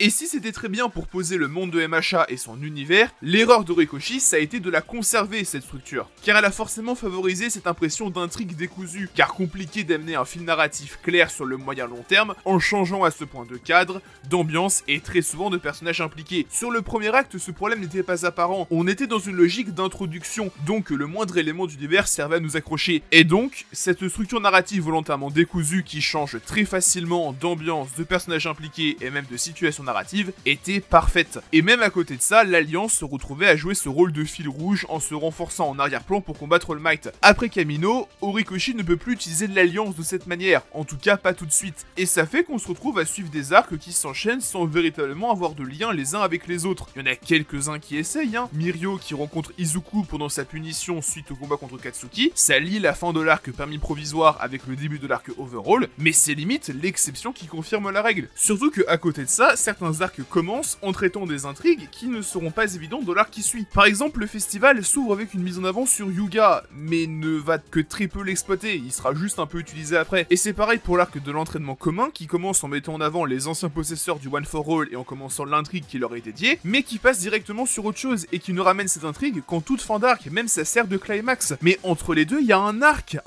entier, un arc qui ne sert à rien. Les combats entre la classe A et la classe B sont cool, mais ça n'amène à rien. On nous dit que les élèves de seconde ont progressé en suivant des chemins différents, mais on ne connaissait pas le niveau des élèves de la seconde B. Horikoshi se retrouve à essayer de se raccrocher à l'un des rares alters qu'on connaissait pour nous dire mais si, regarde, au festival, Katsuki brisait facilement ses barrières et là elles sont vachement super dures, donc il a progressé. Ok, d'accord, si tu veux Koei, mais c'est pas suffisant. Même pour la seconde A, c'est très loin d'être parfait. Fumikage lui a mené une relation mentor-élève avec Hawks, ça, rien à dire, c'est très bien trouvé. Mais le reste, soit c'était jusque-là des personnages trop tertiaires pour qu'on voit une vraie progression, soit la progression s'illustre via certaines attaques spéciales, ce qui est sympa, mais bon, le seul cours qu'on a vu sur ça date de il y a 100 chapitres. Ou alors, les rares axes de progression montrés semblent ruinés par des gimmicks de personnages. Mashirao, on appuyait avant le permis sur sa nécessité d'être plus original. Tout ça pour que Pony appuie sur l'aspect encore très banal de son style de combat. Mineta, sa mise en avant à l'examen tournait autour de sa motivation pour devenir un héros, quitte à devoir jauger sur sa perversité. Tout ça pour en avoir au final rien à foutre et retomber en plein dedans. Les élèves de la classe qu'on connaît bien, donc notamment cette petite dizaine d'élèves, ont fait des progrès clairement visibles. Et dans le lot, j'ajoute Kyoka, dont les progrès sont vraiment bien représentés, mais pour le reste, c'est très léger. Et le pire, c'est que c'est le 5e arc le plus long de My Hero Academia, et que il raconte des trucs qui auraient très clairement pu tenir, aller en 6, voire 7 chapitres, en te centrant sur l'intrigue autour des possesseurs du One for All. La seconde B, bon, certains designs sont très cool, certains alters sont très sympas, et les quelques personnalités qu'on entrevoit sont attachantes, mais ça sert à quoi de les introduire maintenant? Surtout que dans la suite de l'intrigue, ils n'interviennent quasiment plus. Certains font quelques caméos dans les arcs guerre à grande ampleur, mais c'est tout. Le seul qui sera vraiment utile à l'intrigue au général, c'est Monoma, et le mec c'était déjà le membre de la seconde B qui était le mieux introduit. Donc à quoi sert cet arc en fait? Quel est son but narratif? L'arc précédent arrive à raconter presque 2 fois plus de choses alors qu'il dure plus de 2 fois moins longtemps. Et après ces deux arcs qui sont dans leur enchaînement la parfaite illustration de ce fameux duel interne des deux MHA, Horikoshi se décide enfin à changer de formule. Parce qu'à côté de ça, il a fini la deuxième étape de son analyse de la société altérique et du modèle des super-héros. Rappelez-vous de ce que je disais au moment de parler de Stain. Le début de MHA idéalise la société super-héroïque, et notamment les super-héros, en considérant chacun de leurs actes comme incroyablement positifs. Et ça allait de manière graduelle. Le début de l'intrigue nous présentait quelques héros, et surtout dans un rôle de professeur, tout en nous montrant déjà qu'ils étaient remplis de bonté et d'envie de transmettre leur savoir. Après le tournoi, on découvrait petit à petit le monde pro, et ça allait un peu plus loin. Un héros comme Manual montrait que l'héroïsme peut exister peu importe les moyens de l'agence, quand quelqu'un comme Gran Torino montrait que même en étant âgé et sénile, un héros n'oublie jamais d'être un héros. L'examen de fin de trimestre va lui appuyer la puissance des professionnels avant que n'arrive la succession d'actes d'héroïsme que seront le camp d'été et Kamino, où les élèves de seconde vont défaire leur premier vilain puis sauver Katsuki, tout ça avant qu'All Might n'accomplisse l'acte d'héroïsme ultime en abandonnant ce qui reste de son alter, ce que le manga introduit comme étant aussi important pour une identité que le nom de quelqu'un. Franchement ça claque, et après ça t'as presque autant d'étoiles dans les yeux qu'Izuku enfant qui regarde All Might à la télé. Et pourtant, passé Kamino, cette glorification va lentement laisser place à une critique quasi continue des super-héros, puis de la société super-héroïque en général. Et comme la première partie, la deuxième sera elle aussi progressive, mais cette fois dans la déconstruction. Ça commence au moment où l'héroïsme atteint son paroxysme, à Kamino. Malgré l'acte héroïque ultime de All Might à venir, les premières graines sont déjà semées, principalement avec le traitement médiatique de l'attaque du camp d'été, et ces graines vont germer assez vite. L'arc du permis provisoire nous montre des héros qui sont pour la première fois enclins à être fourbes, peut-être même un peu plus lâches, voire ouvertement critiques avec des collègues, sans oublier l'intervention de Gangorka qu'on nous présente comme un héros ressemblant à un vilain. C'est léger, mais ensuite arrive l'arc Overhaul qui va lui désacraliser le métier même de héros. Night Eye a une esthétique de salaryman banal, on verra certains héros considérés comme régionaux, donc tout en bas de l'échelle, et Lock-Log va ouvertement parler de sa famille et continuer à humaniser le héros. Et puis on verra que les dégâts infligés à la figure du super-héros sont déjà critiques. Mirio a beau accomplir le même sacrifice ultime qu'All Might à Kamino, jamais son action n'a droit au même build-up, au même sentiment d'instant héroïque. All Might sacrifiait le One for All pour vaincre All for One, tout en étant sur toutes les télévisions du pays. A l'inverse d'All Might, Mirio sacrifie son alter dans un tunnel sombre et vide, face à un vilain qui ne sera vaincu que plus tard par un autre super-héros. Et son sacrifice ne semble à ce moment-là pas trouver écho chez Eri, qui ne réagit presque pas. L'acte Overhaul se conclut même sur les premières morts de héros de la série, celle de Night Eye et celle de Snatch. Le héros est à ce moment-là un simple être humain, qui peut mourir et qui ne fait qu'un simple métier. Après un arc rattrapage qui n'a rien d'intéressant à dire en dehors d'une phrase d'Andeavor, l'arc du festival nous montre ce qu'il advient des laissés pour compte, de ceux ayant la flamme de l'héroïsme mais n'ayant pas pu aller au bout de leurs études. Le manga est à ce moment-là en train de complètement déconstruire ce qui était son moteur même à son départ, ce qui motivait Izuku avant qu'il obtienne le One for All, qui montre qu'il aurait très bien pu échouer aussi. C'est aussi là que le relatif amateurisme montré dans cet arc devient intéressant. On déconstruit la figure même du héros avant, avec son métier, et ici on déconstruit sa figure mentale, l'héroïsme en tant que tel, peu importe que l'héros soit professionnel ou non. Lors de l'arc Héros Pro, on comprend qu'un point de non-retour est derrière nous. Le combat d'Andeavor est tout aussi héroïque que celui de Kamino, mais un truc ne va pas, un malaise ambiant commence à régner, même si Andeavor cherche à expier ses fautes. Il finit même blessé, bien plus gravement qu'All Might à Kamino. Le numéro 1 n'est même plus invincible, et le travail d'agent double d'Ox ne règle rien à la méfiance qui commence à s'installer. Et on arrive au dernier point de bascule, avec le manga qui va commencer à suivre les vilains pendant 32 chapitres. My Hero Academia a atteint le fond, et My Villain Academia a le droit d'exister. C'est tout ça qui me frustre autant avec cette grosse période de battement entre Kamino et le début de MVA. D'un côté, on sent un manga qui galère vraiment à avancer, mais de l'autre, il arrive à te sortir des passages, des moments, même des arcs qui, pris individuellement dans leur microcosme, sont très bons. Horikoshi sait y faire, il arrive à te faire des folies. Simplement, ce n'est plus des folies globales, il reste enfermé dans une vision minimaliste, arc par arc, et ça commence à être problématique. J'ai beaucoup critiqué l'arc Overhaul, mais dans son microcosme à lui, il fait d'excellentes choses. Tout le combat final contre Overhaul est très bon. Night Eye est un très bon personnage en seulement un seul arc. Le problème, c'est que dès qu'on revient au sens large, ça ne fonctionne plus parce que ça ne sert pas l'intrigue globale de MHA. Et les quelques points amenés par cet arc ne méritaient pas d'être abordés dans un arc aussi long. En fait, c'est comme si Horikoshi semblait prisonnier de son concept et... Ah mais c'est ça en fait, il a refait la même erreur que sur Crazy Zoo. Comme à l'époque de Crazy Zoo, qui se reposait trop sur son concept de shonen d'action dans un zoo, MHA fait les mêmes erreurs, en s'attachant autant à une structure scolaire contraignante qui sert à montrer l'univers de MHA. Ça fait qu'on a certains arcs qui ne servent qu'à faire de l'exposition, à nous montrer l'univers. Overhaul nous montre les gangs, les yakuza. L'entraînement commun nous montre les autres élèves héroïques. On reste dans de l'introduction et encore de l'introduction, alors qu'il fallait commencer à creuser. Et c'est logique parce qu'on arrive à un moment où Horikoshi n'est plus autant expérimenté. Rappelez-vous, Crazy Zoo et Barrage ont été annulés avant qu'Horikoshi ne puisse vraiment commencer des intrigues sur le long terme. Donc forcément, quand il a pu le faire sur MHA, il a sans doute un peu sans le vouloir fini à nouveau par se saborder. Parce que c'était la première fois qu'il devait le faire. Et forcément, il a fini par faire des erreurs. Et si cette seconde partie de MHA a d'excellentes qualités, je le redis, les arcs individuellement sont très bons et la grande déconstruction du système héroïque qui est en arrière-plan est excellente, eh bien il y a aussi des défauts, et dans l'ensemble, l'intrigue de MHA, elle n'a pas beaucoup avancé. Mais il a fini par se poser les bonnes questions, et notamment arriver à un constat. Si le lycée héroïque UA entrave My Hero Academia, dans ce cas, est-ce qu'on a vraiment besoin de les suivre, ces héros?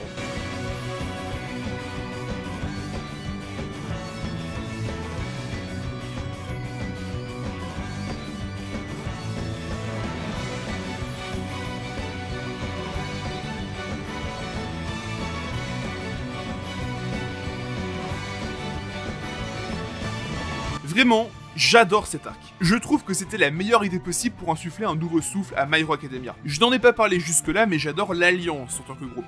Je trouve que leur dynamique marche vraiment bien. Exagérer leur personnalité et les gimmicks et les running gags qui y sont liés, ça crée presque naturellement un groupe où les interactions font des va-et-vient très naturellement. Le cas le plus évident, c'est le duo Twice-Toga qui est juste exceptionnel, mais le reste de l'Alliance n'est pas en reste, notamment Tomura qui va profiter de cet arc pour vraiment s'affirmer et se développer. Il va surtout faire ça en devenant plus adulte, ce qui passe avant tout par la disparition progressive de l'esthétique des mains. Ça lui donnait vraiment un air de gosse, et si ça allait très bien avec son rôle au début de My Hero Academia, c'est plus trop le cas maintenant. Là, on a vraiment l'impression d'être face à un leader qui s'affirme, à un adulte qui devient de plus en plus dangereux. C'est là que Tomura prend vraiment toute l'ampleur que son rôle d'antagoniste principal demandait. Jusque-là, c'était un personnage qui restait au second plan, soit pour planifier, soit parce que l'antagoniste principal de l'arc lui prenait de la lumière, et ça posait des questions sur son potentiel en tant que méchant principal de My Hero Academia. Horikoshi tentait de calmer un peu ça en le mettant en opposition avec Izuku, chacun empruntant un chemin différent pour une thématique qui est claire. Tomura prend conscience de son rôle d'héritier qu'assez tard, mais a pu être préparé sur la durée, contrairement à Izuku, repéré et entraîné en à peine un an, mais qui est forcé de s'adapter à vitesse grand V. Tomura a grandi dans une famille assez large qui méprise les héros, quand Izuku a lui grandi seul avec sa mère et dans un cadre qu'il a laissé idéaliser All Might. Les deux ont grandi au fond de la société, rejetés par elle d'une certaine façon. Izuku en tant que sans alter, Tomura en tant qu'orphelin. Mais là où Izuku va tirer de ça une envie de s'affirmer, Tomura lui n'en créera que de la haine. On peut même opposer les alliés les plus iconiques de Tomura au début de l'œuvre, les Brainless et Yuei. Le concept d'un Brainless, c'est de n'être qu'un pantin sans émotion, sans libre arbitre, d'être par définition un être humain sans possibilité d'évolution. C'est l'opposé complet de Yuei, qui de par son statut de lycée super-héroïque, pousse constamment ses élèves à s'améliorer, à évoluer. Et enfin, Tomura va naturellement s'imposer en tant que leader de l'Alliance, tandis qu'Izuku ne sera jamais vraiment le leader de la seconde A, refusant même la place de délégué. Pour revenir sur l'arc My Villain Academia, c'est vraiment ce niveau auquel devait aspirer chaque arc post-Kamino, surtout les arcs hors Yuei. Nous introduire à de nouvelles factions, certes, mais en les reliant à l'une des thématiques majeures de la série, et sur ça, l'armée de libération est un sans faute. Se servir des alters pour développer les problèmes sociaux qu'ont amené leur apparition, c'est très bien, surtout qu'Horikoshi a vraiment appris de ses erreurs avec les Yakuza d'Overhaul. L'armée de libération semble bien plus consistante dans le monde de MHA. On les introduit avant tout par leur nombre et par leur influence, qui est quantifiée et illustrée, via leur mainmise sur Shueisha et un parti politique, mais aussi leur nombre d'adeptes et surtout leur idéologie, qui ira jusqu'à altérer comment leurs alters sont présentés, puisqu'ils ne seront pas nommés alters, mais FPH, pour faculté para-humaine. Ce n'est que très minime, mais ça aide à ancrer le groupe dans l'histoire et c'est une bonne idée. idée. D'un point de vue graphique également, Horikoshi continue de progresser. Cette double page qui illustre Himiko qui prend des dégâts et l'illustration de son passé avec une métaphore du masque social, c'est très bien. Et ça le devient d'autant plus quand on remarque qu'il se sert de la reliure du tome pour séparer ces deux cases. Et plus que progresser, son style graphique commence à évoluer. Il accentue plus certains détails et il commence à jouer sur les ombres, comme pour donner un aspect très solennel et presque gravure religieuse à cette case où Chitose parle d'Himiko en tant que martyr. C'était un peu présent avant, et Horikoshi a toujours eu cet amour pour les chara-design très détaillés, mais j'ai l'impression que c'est sur cet arc que ça commence à être vraiment très visible. Dans l'ensemble, le rôle majeur de MVA, c'est de développer l'alliance, de les faire passer de vilains presque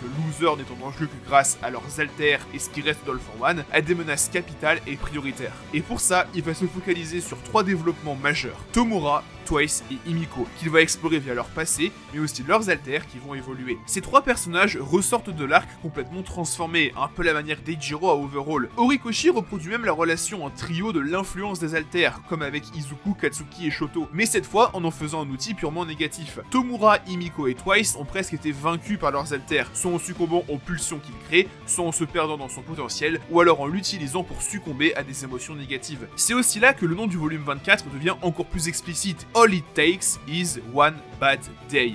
Il suffit d'une mauvaise journée. C'est en succombant à ses pulsions une seule fois qu'Himiko est devenue une psychopathe pour la société. C'est à cause d'un simple accrochage en moto que la descente en enfer de Twice a commencé. Et c'est parce que son alter s'est activé à la fin d'une journée particulièrement dure émotionnellement pour lui que Tenko est devenu Tomura. C'est littéralement des origin story qui sont presque mélancoliques parce qu'on sait ce que deviennent les personnages. En tournant le storytelling afin de ne faire d'eux que des victimes et de la société altérique les vrais criminels, il arrive à les humaniser. Bon, ça reste des vilains et surtout leur archétype de personnage reste très présent, et leur arc sur MVA consiste soit à transcender cet archétype pour en faire une force plutôt qu'une faiblesse, soit justement à le renforcer et à pleinement l'embrasser. Je suis pas pleinement convaincu de tous les résultats. Par exemple, j'aurais préféré qu'Himiko s'éloigne encore plus de l'archétype de la yandere pour vraiment développer ces thématiques sociales qu'elle amène dans son développement, mais ce qu'on a est déjà très bien. L'Alliance, c'est un groupe de jeunes reniés par la société pour diverses raisons, qui vont s'attaquer à une ville et à ses habitants qui obéissent à des figures du pouvoir du modèle social actuel. La dirigeante d'une puissance médiatique, un membre éminent d'un parti politique et le dirigeant d'une société apparemment assez puissante financièrement. C'est un côté presque jouissif, d'envie de tout valdinguer, surtout si vous avez été par le passé dans une position qui peut donner la même envie. C'est là que le protagonisme des membres de l'Alliance devient efficace, parce que Horikoshi les oppose à des factions qui vont naturellement attirer l'animosité du lecteur si celui-ci est un peu âgé et a déjà un peu de vécu. Ce qui fait qu'en voyant Tomura tout détruire avec le sourire, eh bien on se met presque à sourire avec lui au final. C'est une scène qui est aussi accentuée par la manière très particulière qu'a Horikoshi de le dessiner à ce moment-là, en uniformisant ses cheveux et sa tenue sous 2 zones de clarté et d'obscurité,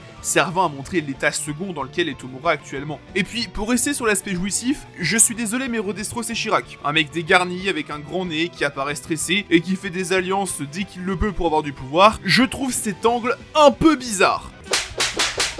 J'ai mal.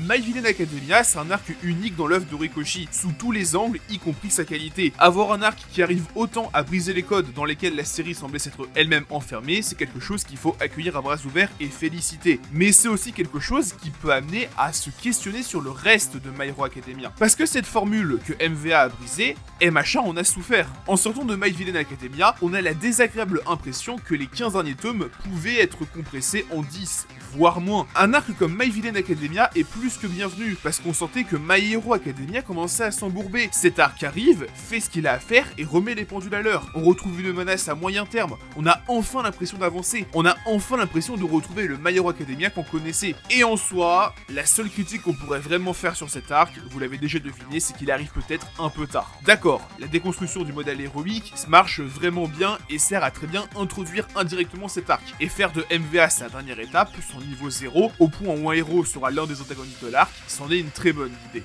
Mais on aurait pu imaginer un MVA à la place d'un arc overall par exemple, pour vraiment réintroduire à moyen terme une menace présente, et donner un sens à l'arc de démonstration de puissance qu'est l'entraînement commun. Surtout que MVA fait pas mal de sauts dans le temps sur son point de départ, donc c'était tout sauf idiot d'imaginer l'arc se dérouler plus tôt dans l'intrigue. C'est ça le seul point qui me frustre avec My Villain Academia. Cet arc est vraiment excellent, mais j'aurais aimé le voir bien plus tôt. Mais bon, ce qui est fait, et faut voir ce que la suite fait de cette nouvelle lancée. On repart pour un stage, mais cette fois en trio chez Endeavor, avec un Hawks toujours électron libre qui ne se gênera pas pour continuer à faire l'agent double. Mais très vite, le vrai rôle de cet arc agence d'Endeavor se révèle. On est sur un arc de préparation aux gros événements à venir. Le conflit entre l'Alliance boostée aux hormones et les héros japonais. En à peine 12 chapitres, l'arc fait le café et les petits gâteaux, en servant non seulement à conclure tout le chemin parcouru depuis Kamino, mais aussi en préparant son dernier gros conflit, cette fameuse guerre de libération. On sent qu'Horikoshi est vraiment comme libéré depuis la fin de MVA, il pense vraiment au moyen terme, ce qu'il ne faisait que très rarement auparavant. On retrouve vraiment sur cet arc l'Horikoshi du début, celui qui introduit bien, mais contrairement à beaucoup d'autres arcs avant, cette fois il introduit et ça a du sens. On a par exemple l'intrigue de la famille Todoroki qui est de plus en plus au centre de l'histoire, le power-up des élèves de la seconde A qui a l'air plus évident que sur tout l'arc de l'entraînement commun, le personnage de Hawks, j'en ai pas parlé jusque là, mais ce que fait Horikoshi avec ce personnage, c'est vraiment une folie. Et même cette impression de sentir le vent commencer à se lever, d'être face à un moment historique qui arrive, qui va tout changer, l'arc de la guerre de libération du paranormal, qui est l'un des 3 arcs les plus importants de la série. Forcément, c'est l'un des 3 arcs qui conclut une section narrative, donc il a naturellement cette place. Et Horikoshi va se donner les moyens de ses ambitions. Graphiquement, c'est peut-être là qu'il arrive à son pic. Et si vous vous attendez à ce que je parle de son talent en dessin, je vais pas en dire un mot. Horikoshi dessine excessivement bien, mais la qualité graphique d'un manga ne se limite pas au niveau de détail qu'un auteur est capable de mettre dans son dessin, mais à ses idées de mise en scène, de découpage, de dynamisme, comment il arrive à transmettre des émotions. Et sur cet arc, Horikoshi, il est juste putain de boosté. Mina qui voit son lancer de somnifère raté à cause du traumatisme que réveille Gigantomachia chez elle, au point où la voit revenir physiquement à son état de collégienne, alors que le somnifère lui échappe des mains avant que sur une double page silencieuse, le géant s'apprête à l'écraser, avant qu'Eiichiro ne surgisse de derrière,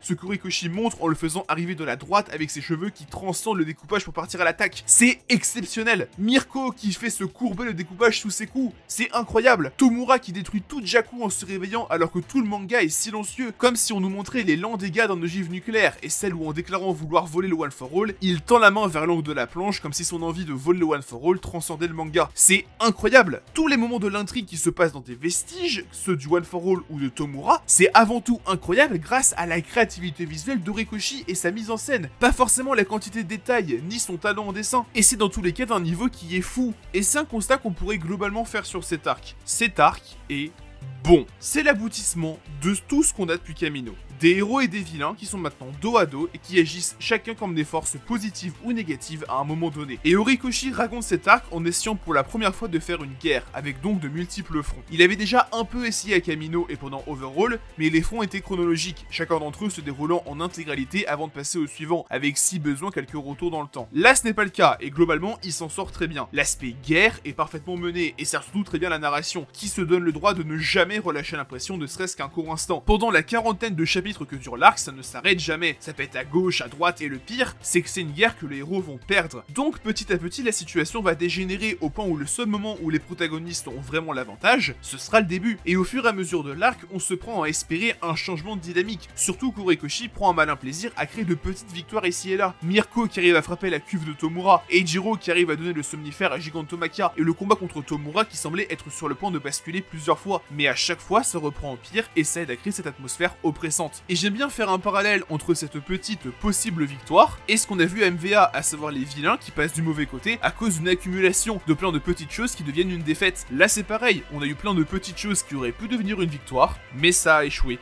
Et du coup, on reste bel et bien dans un bad day. Tout finira dans l'apothéose sur la révélation de la vraie identité de Crématorium, Toya Todoroki, qui ira jusqu'à retourner l'arme ultime des héros, qu'on voyait de plus en plus à l'œuvre depuis l'arc Hero Pro, la communication et le pouvoir médiatique. Bon, après, pour le coup de la révélation, c'était claqué au sol. Tout le monde le savait. En plus de ça, l'arc précédent mettait déjà l'intrigue des Todoroki au cœur du manga, donc c'était évident que Toya Todoroki était vivant, il était très probable que ce soit un vilain, et c'était même très probable que ça soit Crématorium. Des altères de feu dans MHA, t'en as 4, et t'allais pas introduire un nouveau personnage qui serait Toya au tome 30. C'était sûr que c'était Crématorium. Mais la scène est très cool. L'idée de la danse en enfer, de la bouteille d'eau pour laver les cheveux. Autant la révélation, on la sentait tous venir, mais la manière de l'orchestrer, était vraiment très bien trouvé. Et après ça, dans un lent épilogue qui est tout aussi lent qu'irrespirable et hautement inquiétant, les pions se mettent en place pour mener jusqu'au point de non-retour, Izuku quittant Yuei. Bon, dit comme ça a l'air génial, mais tout n'est pas parfait non plus, et on va rester sur l'épilogue pour parler non pas de ce que fait et raconte la guerre, mais de ses conséquences. Parce que pour rappel, l'arc overall aussi pris à plat individuellement était très bon, mais était rendu plus que discutable à cause de son manque de conséquences sur la suite de l'intrigue. Mais là, à première vue, le boulot est fait, l'arc est au cœur du squelette de MHA, et va même semer les graines de la fin de l'histoire. La conséquence la plus claire, c'est l'histoire complète de la famille Todoroki, dans un flashback qui s'impose instantanément comme le plus marquant du manga. Certes, c'est aidé par le manque global de flashback dans MHA, parce que là en vrai, à part celui-là, les seuls qui me viennent en tête, c'est Eijiro, Tomura et Hawks. Mais en vrai, Horikoshi préfère juste distiller les informations au compte-gouttes et s'en servir pour développer directement ses personnages grâce à ça. C'est comme ça qu'est développé Katsuki par exemple, et ça fonctionne très bien. Donc, voir un gros flashback complet en un bloc, ne serait-ce que sur une moitié de chapitre, ça retient l'attention et ça donne envie de s'y investir autant que lecteur. Surtout que ce flashback, non seulement il est sacrément bon, mais en plus, il complexifie encore la figure du héros. Jusque-là, le héros c'était un peu une figure fourre-tout. Un coup c'était un policier glorifié, un coup c'était proche d'un influenceur ou d'une célébrité. Ici, je trouve qu'on pourrait rapprocher l'enfance de Hawks et surtout celle de Toya de celle d'enfants sportifs que les parents veulent voir réussir au plus haut niveau avant tout pour satisfaire leurs envies. Je suis désolé, mais ce que fait Endeavor avec Toya, c'est littéralement un projet Mbappé. Tiens, d'ailleurs, tant qu'on y est, parlons d'Endeavor. Lorsque le flashback a été publié, certains ont critiqué son humanisation en disant qu'il ne méritait pas de rédemption. Sauf qu'à aucun moment il n'est fait mention de rédemption. Endeavor ne cherche pas à être accepté comme un héros, simplement à faire face à ses fautes et ses péchés, à les expier pour vivre avec eux. Et là où c'est intéressant, c'est que Horikoshi a présenté la relation à l'envers,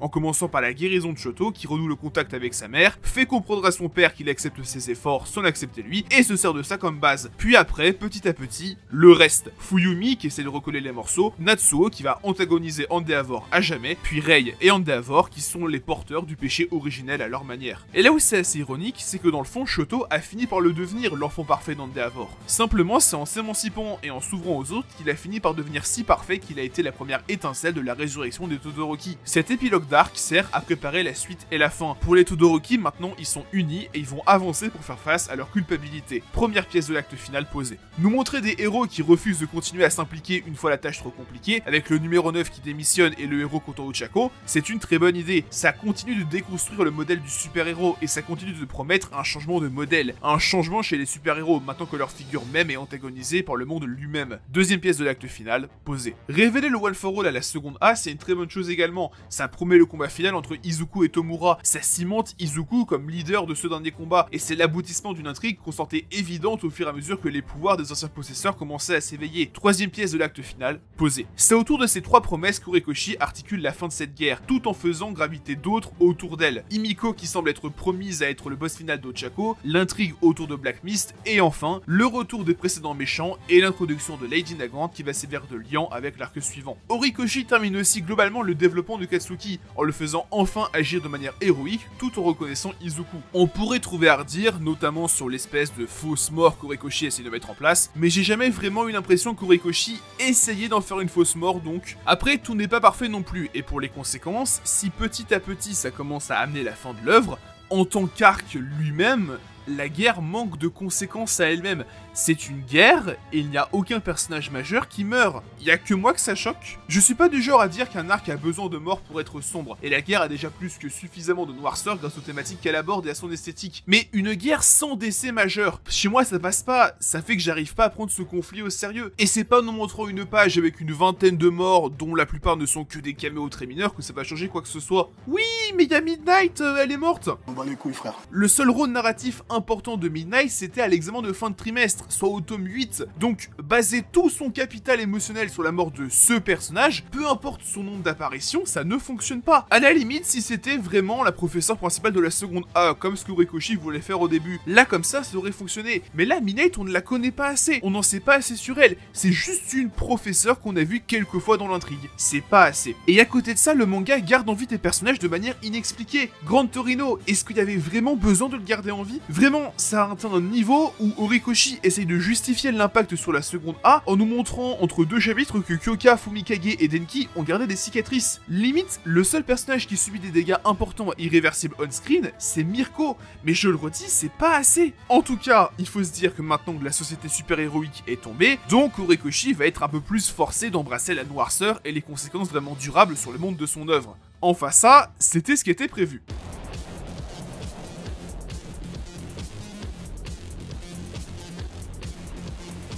Il y a un gros manque de world building au début de ce troisième acte, ce qui est choquant vu comment Horikoshi excelle là-dedans au début de MHA. Vous allez me dire qu'un monde en ruine, on sait a priori comment ça fonctionne, donc ce n'est pas nécessaire. Sauf que si, justement, là on n'a que quelques bribes qui ne sont introduites que si elles servent directement l'intrigue. Mais il faut plus de consistance pour rendre ça crédible. Parce qu'on nous parle de civils qui ne croient plus en les héros à cause de dégâts matériels, mais c'est pas nouveau ça, je veux dire. Kamino a été détruit en intégralité, et de ce qu'on voyait c'était quand même pas mal peuplé. Les raisons même de l'effondrement de cette société semble presque superficielle. D'accord, Hawks a tué un vilain et son daron était un criminel. D'accord, Endeavor se comporte comme un connard avec sa famille. Ok, les numéros 1 et 2 ont des casseroles au cul et le numéro 9 a pris sa retraite au pire moment possible. Mais bon, le numéro 3 a grandement participé à le terminer le conflit. La numéro 5 a littéralement sacrifié une jambe et ses deux avant-bras. Le numéro 6 s'est intégralement sacrifié, il est mort quoi. Et le numéro 10 et 23 seront sortis de là blessés. Et après, le numéro 8 qui a participé à des opérations de sauvetage pendant le conflit continue d'arpenter les rues pour aider quiconque a besoin d'aide. Ce que je veux dire, c'est que le manga ne justifie pas suffisamment la méfiance envers les héros, et on a vite l'impression que pas grand chose a changé. Donne-nous un chiffre, un pourcentage de héros ayant pris leur retraite. Donne-nous plus de matière que juste le numéro 1, le numéro 2, ils sont méchants, donc tous les héros c'est des enculés. Alors qu'il y a facile 50 héros qui sont là en train d'essayer de tout arranger. Tout semble beaucoup trop facile, et ça date pas du passage du deuxième au troisième acte. Déjà après Kamino, on avait l'air d'aller beaucoup trop vite de All Might c'est le meilleur, les héros c'est les plus forts, un certain scepticisme dès l'annonce du classement. Je veux bien que la société aille vite, mais là ça a l'air vraiment très artificiel, surtout que la solution était toute trouvée. Il suffisait de suggérer plus de temps en faisant des ellipses. Je suis pas d'accord avec ceux qui disent que MHA avait besoin d'un Izuku diplômé. C'est idiot, surtout vu comment le manga tourne énormément autour de Yuei. Mais justement, tu as deux transitions d'actes à négocier. Yuei, c'est un lycée en 3 années, fait des ellipses d'environ 1 an à la fin de chaque acte pour que les élèves soient en première après Kamino et en terminale après le départ d'Izuku. Comme ça, non seulement tu justifiais l'écroulement de la société par le temps passé en off-screen, mais en plus, tu pouvais finir My Hero Academia sur la remise de diplôme d'Izuku. Ça n'aurait pas non plus réglé tous les soucis, mais ça aurait été une grande progression dans la bonne direction. Parce que pour revenir au world building, le problème qu'il y a avec son absence, c'est qu'Horikoshi ne l'exploite pas ce monde en ruine, et n'en profite pas assez. Très vite, on retourne dans du combat qui prépare déjà l'arc final. C'est vraiment dommage, il passe à côté d'une opportunité en or, il passe à côté de beaucoup trop de possibilités, il passe littéralement à côté de tout ce que préparait le deuxième acte. La déconstruction du modèle héroïque, c'est ça qu'elle amène. C'est cette situation où rien ne va et où Izuku et les héros encore en activité commencent à réfléchir à l'après, à comment tout améliorer. Mais là, Horikoshi ne fait rien,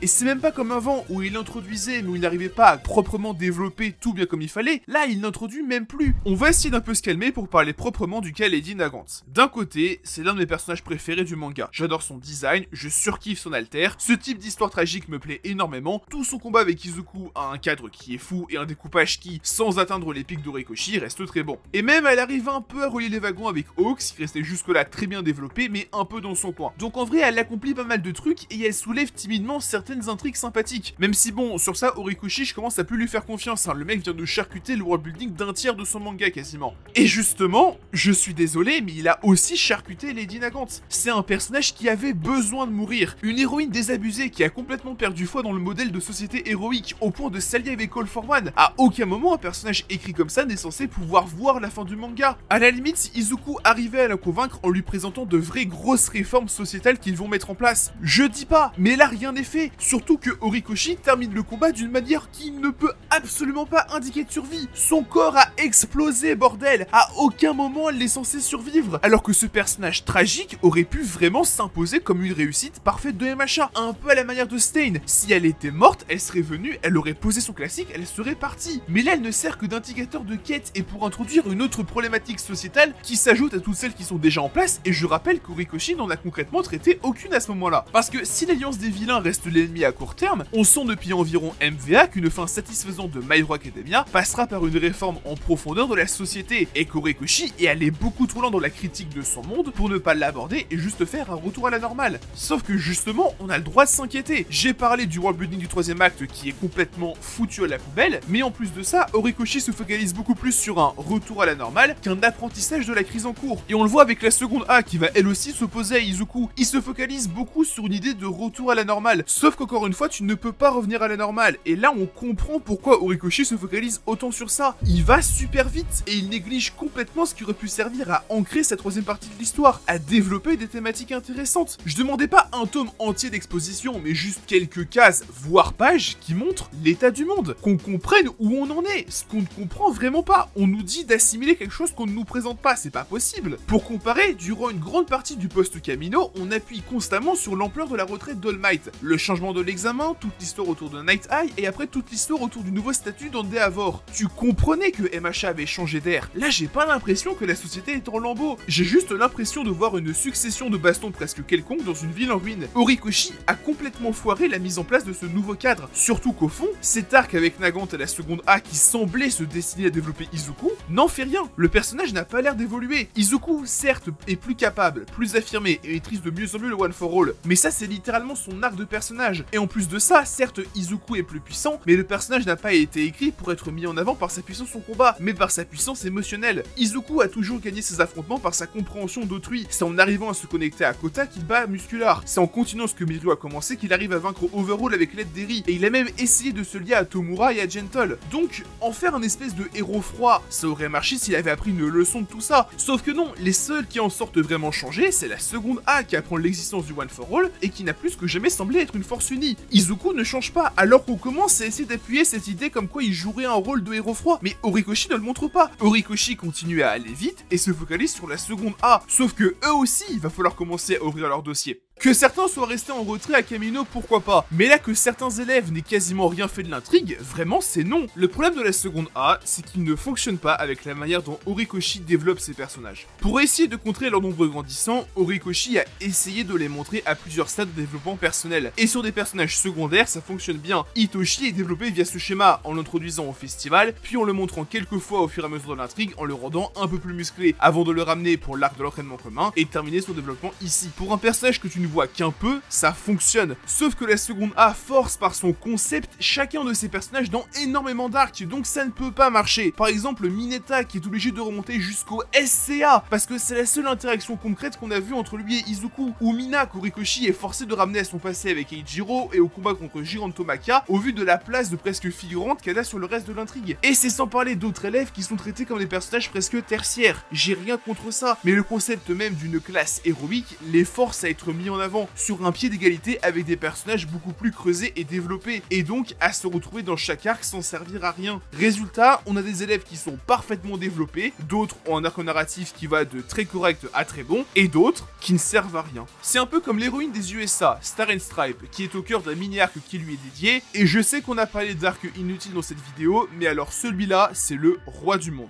Ce combat s'ancre autour d'un combat qui est très bien mis en scène. Horikoshi joue sur le découpage pour un peu dessiner Star façon comics, son alter est dedans le plus libre de la série d'un point de vue mise en scène, et le combat se déroule à 100% sur une échelle verticale, ce qui est très original pour MHA. Avec les lasers et l'échelle dantesque du combat, tu te retrouves à avoir un peu de Dragon Ball dans ton MHA et un peu de Toriyama dans ton Horikoshi. C'est cool, mais ça reste vide. Déjà, le parcours de Star and Stripe, c'est littéralement celui de Night Eye. Une héroïne à l'alter cheaté liée à All Might et à son passé qui meurt dans l'arc où elle est introduite. Ensuite, cet arc répond à des problématiques qu'il a lui-même intégrées. Donc, la puissance de New Order et l'intervention des héros non japonais. Mais il n'y avait pas besoin de ça. Pour les héros non japonais, on nous dit que c'est tellement le bordel qu'il est impossible d'envoyer une demande propre. Ok, ça suffit, il n'y a pas besoin d'aller plus loin. Et en plus, ça continue d'essayer de montrer que c'est tellement la merde au Japon que tout est en miettes, même l'administration. Cet arc ne sert à rien. Sur la forme, c'est un sans faute. On est sur le combat le plus fun de la série, sans aucun débat possible. Mais sur le fond, fond, c'est un 0 pointé. Et la conséquence majeure de l'arc, un affaiblissement global d'All for One et de Tomura, ne justifie en rien que ce soit cet arc spécifique qui se soit passé. Ça aurait même eu du sens si on sentait une atmosphère oppressante quand All for One était en contrôle. Mais là, bordel, on voit littéralement Endeavor en train de se balader sur le littoral. Le trait de Yuei. Si vous trouvez que j'avance sans transition, Horikoshi fait pareil, c'est pas ma faute. Début de chapitre, on pleure Star, fin de chapitre, traite de Yuei. C'est une intrigue qui avait du sens juste après Kamino, et Horikoshi a lui-même dit dans le tome 34 qu'il comptait révéler ça autour de ce moment. Donc, pourquoi? Qui en a encore quelque chose à foutre de cette intrigue? Elle n'a pas été évoquée depuis facile le festival, soit le dernier arc utilisé à 100% Yuei, donc, pourquoi? On dirait juste qu'Horikoshi s'est rappelé de son existence, l'a expédié parce qu'il fallait bien en parler vu le build-up qu'il y avait autour, et il s'en est servi pour amener l'intrigue vers l'arc final. C'est con, car encore une fois ce que ça raconte sur Yuga est très sympa, mais Horikoshi défausse simplement une intrigue qui est utilisée beaucoup trop tard. Tout ça amène à l'arc final, et malheureusement, ça ne va pas aller en s'arrangeant.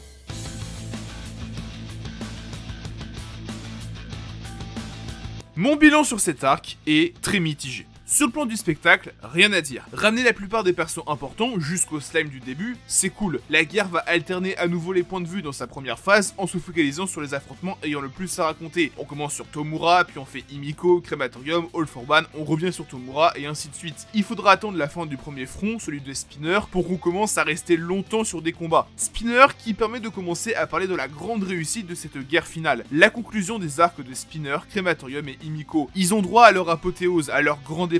Ils arrivent à préserver les thématiques de leur arc narratif et même à ramener un peu de la mélancolie qu'on voyait à MVA. Et là je pense à Spinner qu'on découvre enfin complètement. Après, c'est la conclusion des trois qui me laisse le plus perplexe. J'adore ce qu'Horikoshi a fait de Spinner depuis le début de MVA, ce jeune adulte paumé, pris dans un conflit beaucoup trop grand pour lui. Ce qui est dit autour du racisme anti-hétéromorphe est intéressant, mais je trouve que ça arrive un peu trop tard pour avoir un vrai impact. Surtout que Spinner est le premier qui est vraiment vaincu, et que donc une fois l'arc final terminé, on l'a forcément un peu oublié. Il aurait vraiment gagné à être connecté à Mezzo et Koji avant, par exemple lors du conflit précédent. Car là, ok, tout ce qui est dit est très intéressant, mais ça m'est bien trop tard pour être vraiment marquant et être pertinent. Ça ne sert que d'apéro pour les deux gros morceaux. Contrairement à ses deux compères, Himiko a déballé une grande partie de son sac assez tôt dans l'intrigue, ce qui fait qu'Horikoshi a consacré le gros de son temps à l'éloigner du concept de simple yandere, en la rendant plus dangereuse mais aussi en amenant du poids à ses motivations, ce qui fait qu'elle est peut-être la membre de l'Alliance la plus évoluée au fur et à mesure de l'intrigue. Au point où sur cet arc final, ce travail finit par payer,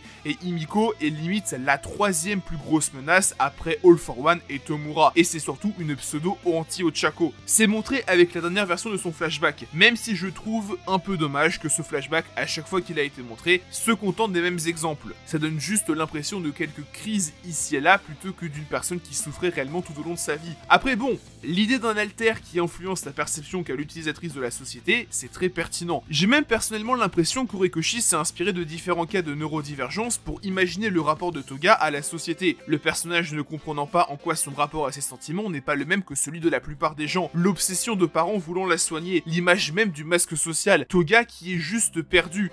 Je pense qu'on ne réalise pas ce qu'Horikoshi a réussi à faire avec ce personnage. Il a fait d'une yandere, un personnage très facilement cringe, très facilement insupportable, un personnage tragique, et que même par moments t'avais presque envie de voir survivre. Honnêtement, c'est de très loin la plus grande réussite d'écriture d'Horikoshi depuis le début de MVA. Et c'est sans aucun doute le personnage qui a le mieux bénéficié de la déconstruction du système héroïque, parce que c'est elle qui semble être la plus protagonisée. C'est elle que t'as le plus envie de voir gagner, parce que tu comprends que elle est même pas vraiment dans l'erreur, elle est juste dans la différence. Et ça fout encore plus le démon pour le reste de voir d'autres personnages ne pas réussir à être aussi bien conclus. Même si bon, après, c'est pas fini parce qu'il y a notamment le cas de la famille Todoroki. Au moment où commence l'arc final, l'arc de la famille Todoroki, c'est la sous-intrigue la plus importante de MHA. Et jusque-là, c'était peut-être même la plus réussie de la série. Il ne fallait pas la rater, et là le boulot est fait. Je suis pas spécialement fan de comment le combat se déroule. Il se fait en plusieurs fois, avec à chaque fois deux sections, un crématorium qui semble presque vaincu, mais quand on revient sur le combat juste après, il est limite en pleine possession de ses moyens en train de faire une super attaque. Ça me semble être un peu trop facile, mais c'est la seule vraie critique que je peux faire à ce combat. Faire évoluer l'alter de crématorium pour qui débloque l'alter de la glace de Rei, ça ajoute un côté encore plus ironique à l'histoire. Si Endeavor avait plus cru en Toya, celui-ci aurait fini par devenir à force d'efforts le fils parfait dont il rêvait, et rien de tout ça n'aurait existé. Je trouve ça génial, tout comme tout le personnage de Toya qui n'est qu'un enfant mentalement. On pourrait se dire que ça réduit l'ampleur de l'antagoniste, mais c'est ça qui le rend aussi pertinent. L'ensemble de l'arc des Todoroki se concentre sur l'idée d'aller vers l'avant, d'accepter le passé pour mieux préparer l'avenir. Donc avoir comme antagoniste final un enfant regardant de manière permanente dans le passé, c'est à la fois logique mais aussi putain d'efficace. L'arc se conclut en marquant définitivement les membres des Todoroki, avec des brûlures similaires à celles de Shoto et une légère symbolique dans leur répartition. Plus un membre de la famille était jugé responsable par Toya, plus il est marqué. Natsuo, seul membre à qui Toya se confiait, n'a presque rien. Fuyumi a quelques brûlures. Rei a une partie de son visage bien marquée, quand Endeavor ressemble à un seigneur Sith. L'intrigue se permet même de revenir vite fait dans l'arc épilogue de MHA et de se conclure sur la première connexion entre Shoto et Toya. C'est beau et ça clôture ce qui est définitivement la meilleure intrigue de My Hero Academia. Sur ces trois antagonistes précisément, la guerre a fait le job, a fait ce qu'elle avait à faire. Pour le reste,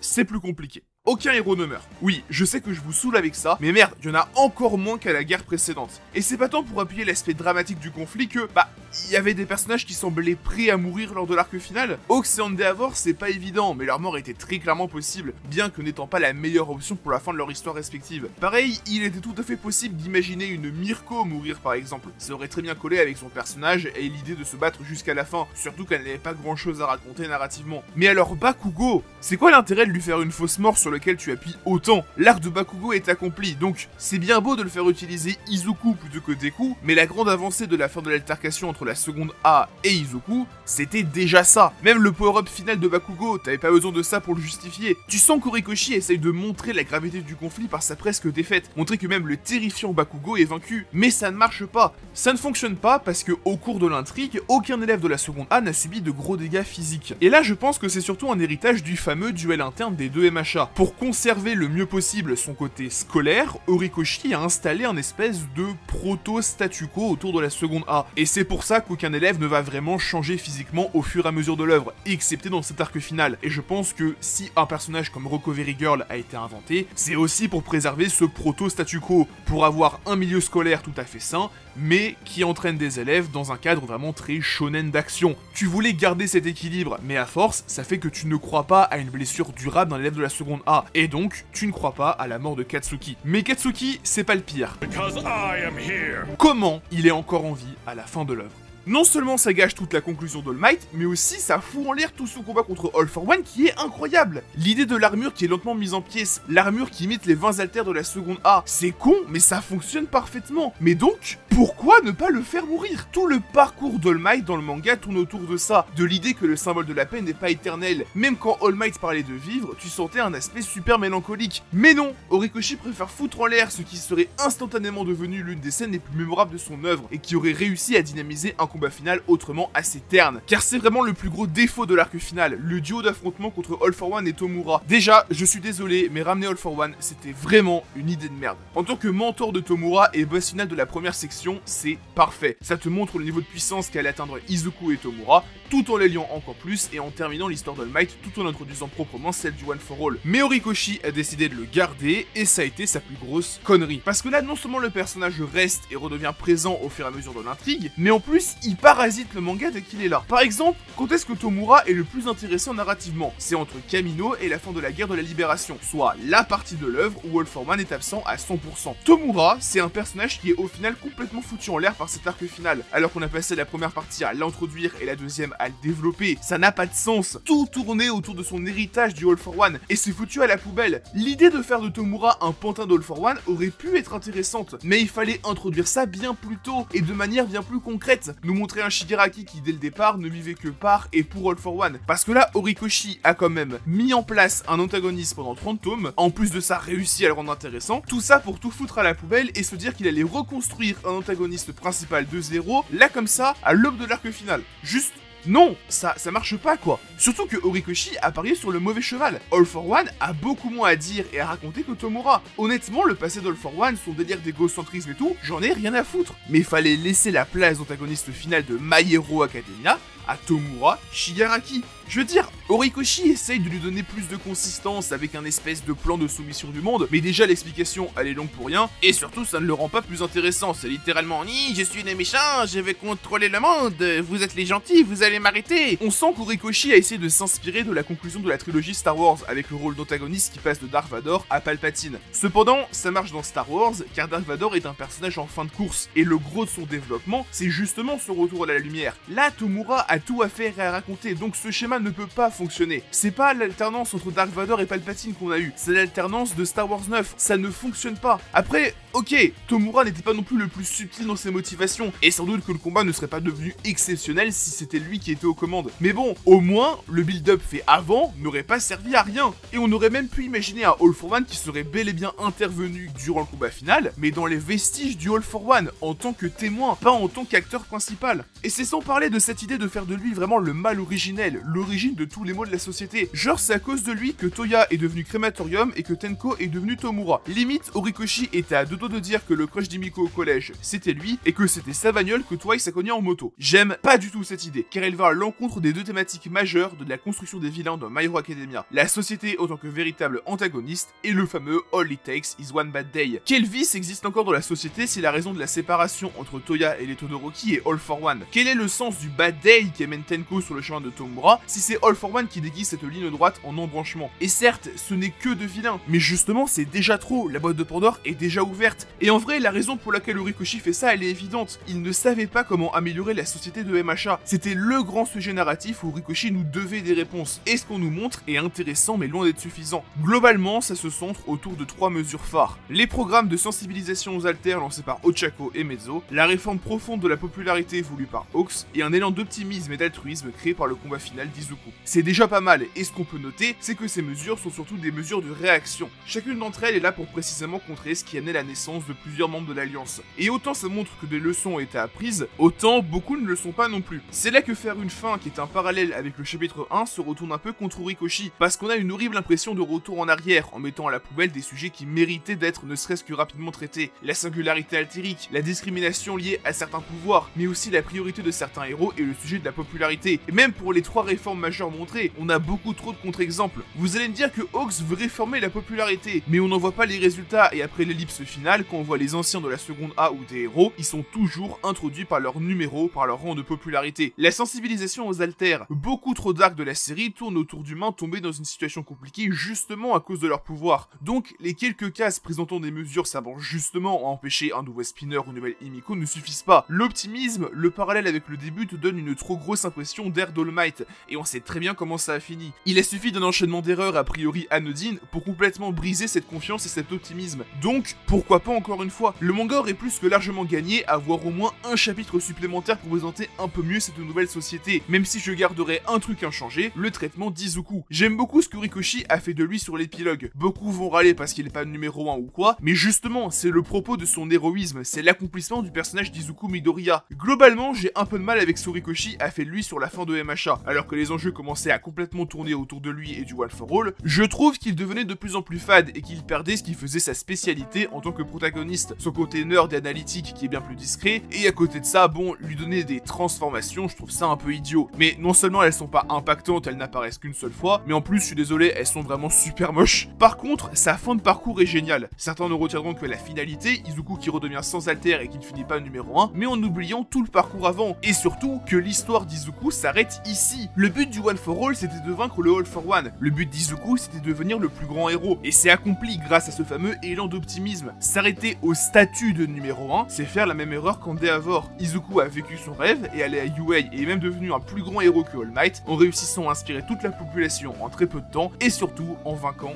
All for One. Et même 8 ans après, les enfants continuent à parler de lui et de son impact alors qu'il est devenu prof. Cette fin parfaite, qui n'est certes pas aussi facile que Izuku étant le numéro 1 et faisant une pause à la All Might, permet de parfaitement conclure l'intrigue et le personnage de Izuku. En fait, non. My Hero Academia, c'est un manga qui est marqué par l'hésitation, celle de son mangaka. C'est un manga qui mettait en place énormément de choses, 20 personnages prometteurs, un monde passionnant, et des possibilités si infinies qu'on trouve déhaussées à l'appel sur internet. Et quand Horikoshi en était encore à faire des propositions, il était à son meilleur. Cependant, quand il a fallu vraiment commencer à choisir et à creuser, c'est là que tout s'est corsé, parce qu'il a hésité. Il a hésité à choisir entre une structure narrative gardant UA au centre de tout pour mettre en avant la seconde A, quitte à conserver un certain statu quo, voire à minimiser la noirceur potentielle de sa narration, et à côté, une structure narrative délaissant complètement le lycée pour se focaliser sur ce que la société altérique a à nous raconter, les dérives du système héroïque, les problèmes de racisme, et simplement tout ce qui touche aux antagonistes. Jusqu'à la fin, le duel interne des deux MHA aura existé, mais personne n'en sera sorti gagnant. Le MHA scolaire n'a pas pu profiter de tous ces personnages, et le MHA sociétal a été handicapé par le peu de marge de manœuvre qu'il avait. L'hésitation d'Horikoshi lui a fait choisir la troisième voie, celle où malheureusement, un non-choix s'est avéré bien pire, et qui ira jusqu'à même revenir à la fin de l'œuvre. My Hero Academia se clôt avec l'ultime exemple de cette hésitation caractéristique d'Horikoshi. Il avait hésité à abandonner sa structure narrative qui avait créé à force des arcs presque fillers. Il avait hésité à tuer certains personnages alors que leur arc personnel semblait promettre leur fin. Il avait hésité sur l'identité et le rôle de son antagoniste final, allant jusqu'à faire un énième non-choix destructeur. Et alors que la fin est partout, jusque dans son avatar, il hésite encore une fois. Il hésite sur la conclusion de son protagoniste. Soit un destin classique, ou un destin impactant. Et au final, il choisit les deux, ce qui conduit à leur destruction mutuelle. À cause de ça, Izuku Prof n'est plus l'homme grandi qu'il devait être, mais c'est un simple loser. À cause de ça, Izuku Hero n'est plus la dernière étape du chemin du protagoniste classique, c'est juste un homme enfant qui choisit volontairement de retourner à ses rêves d'ado dès qu'il en a la possibilité. Izuku Prof n'a plus grandi, n'est plus un héros parmi la société qui allait au-delà du statut même de héros pour devenir volontairement un humain accompli. C'est quelqu'un dont on appuie presque l'échec. Et Izuku Hero, c'est plus l'héros ultime, l'incarnation suprême de l'héroïsme à laquelle il semblait être promis d'être. On a juste l'impression de voir quelqu'un qui court après une gloire qu'il a perdue, qu'il court après un statut qu'il a volontairement abandonné. Des gens disent ici et là que la fin est mauvaise parce que Izuku est prof, parce que Izuku n'est que numéro 4 et pas numéro 1. Non, la conclusion d'Izuku est mauvaise justement parce que Horikoshi a voulu jouer sur tous les tableaux, alors que là, vraiment, il fallait choisir. Il ira même jusqu'à faire une boucle avec le point de départ, allant jusqu'à renier sa plus grande promesse, un changement de société. Certes, utiliser All for One en tant que mal originel montrait déjà qu'il savait que la promesse le dépassait. Mais même là, ça fonctionne pas. En plus de rendre énervant le personnage d'All for One, ça donne juste l'impression d'un monde qui n'apprend pas, qui est retourné à l'insouciance de l'ère d'All Might et qui rebasculera à la moindre difficulté. All for One en tant que mal originel ou pas, ok, c'est lui qui a créé Tomura, c'est lui qui a grossièrement créé Crématorium, mais Himiko, il n'y est pour rien. Spinner, il n'y est pour rien.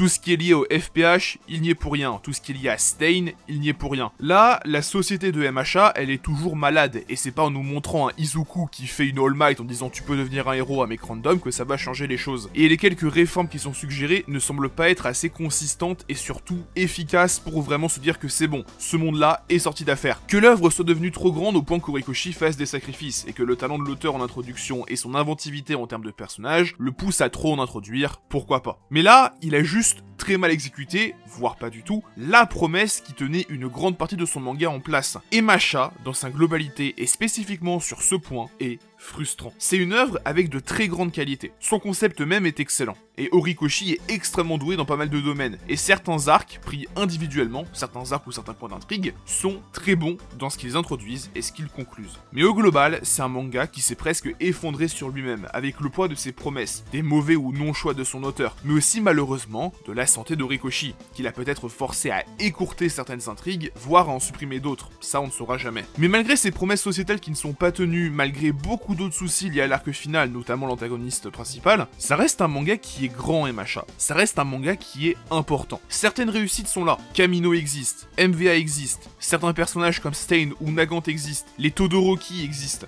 Le vrai problème, c'est ce qui lie ces points, ces réussites entre elles. C'est ça qu'Horikoshi a échoué. Et si avec le temps on ne retiendra que les bons moments, quand on va replonger dans My Hero Academia, ces liens plus que friables vont sauter aux yeux. Et si Izuku a trouvé sa voie alternative pour surpasser All Might, c'est peut-être comme ça que les futurs mangaka, voire Horikoshi lui-même s'il décide de revenir, surpasseront My Hero Academia.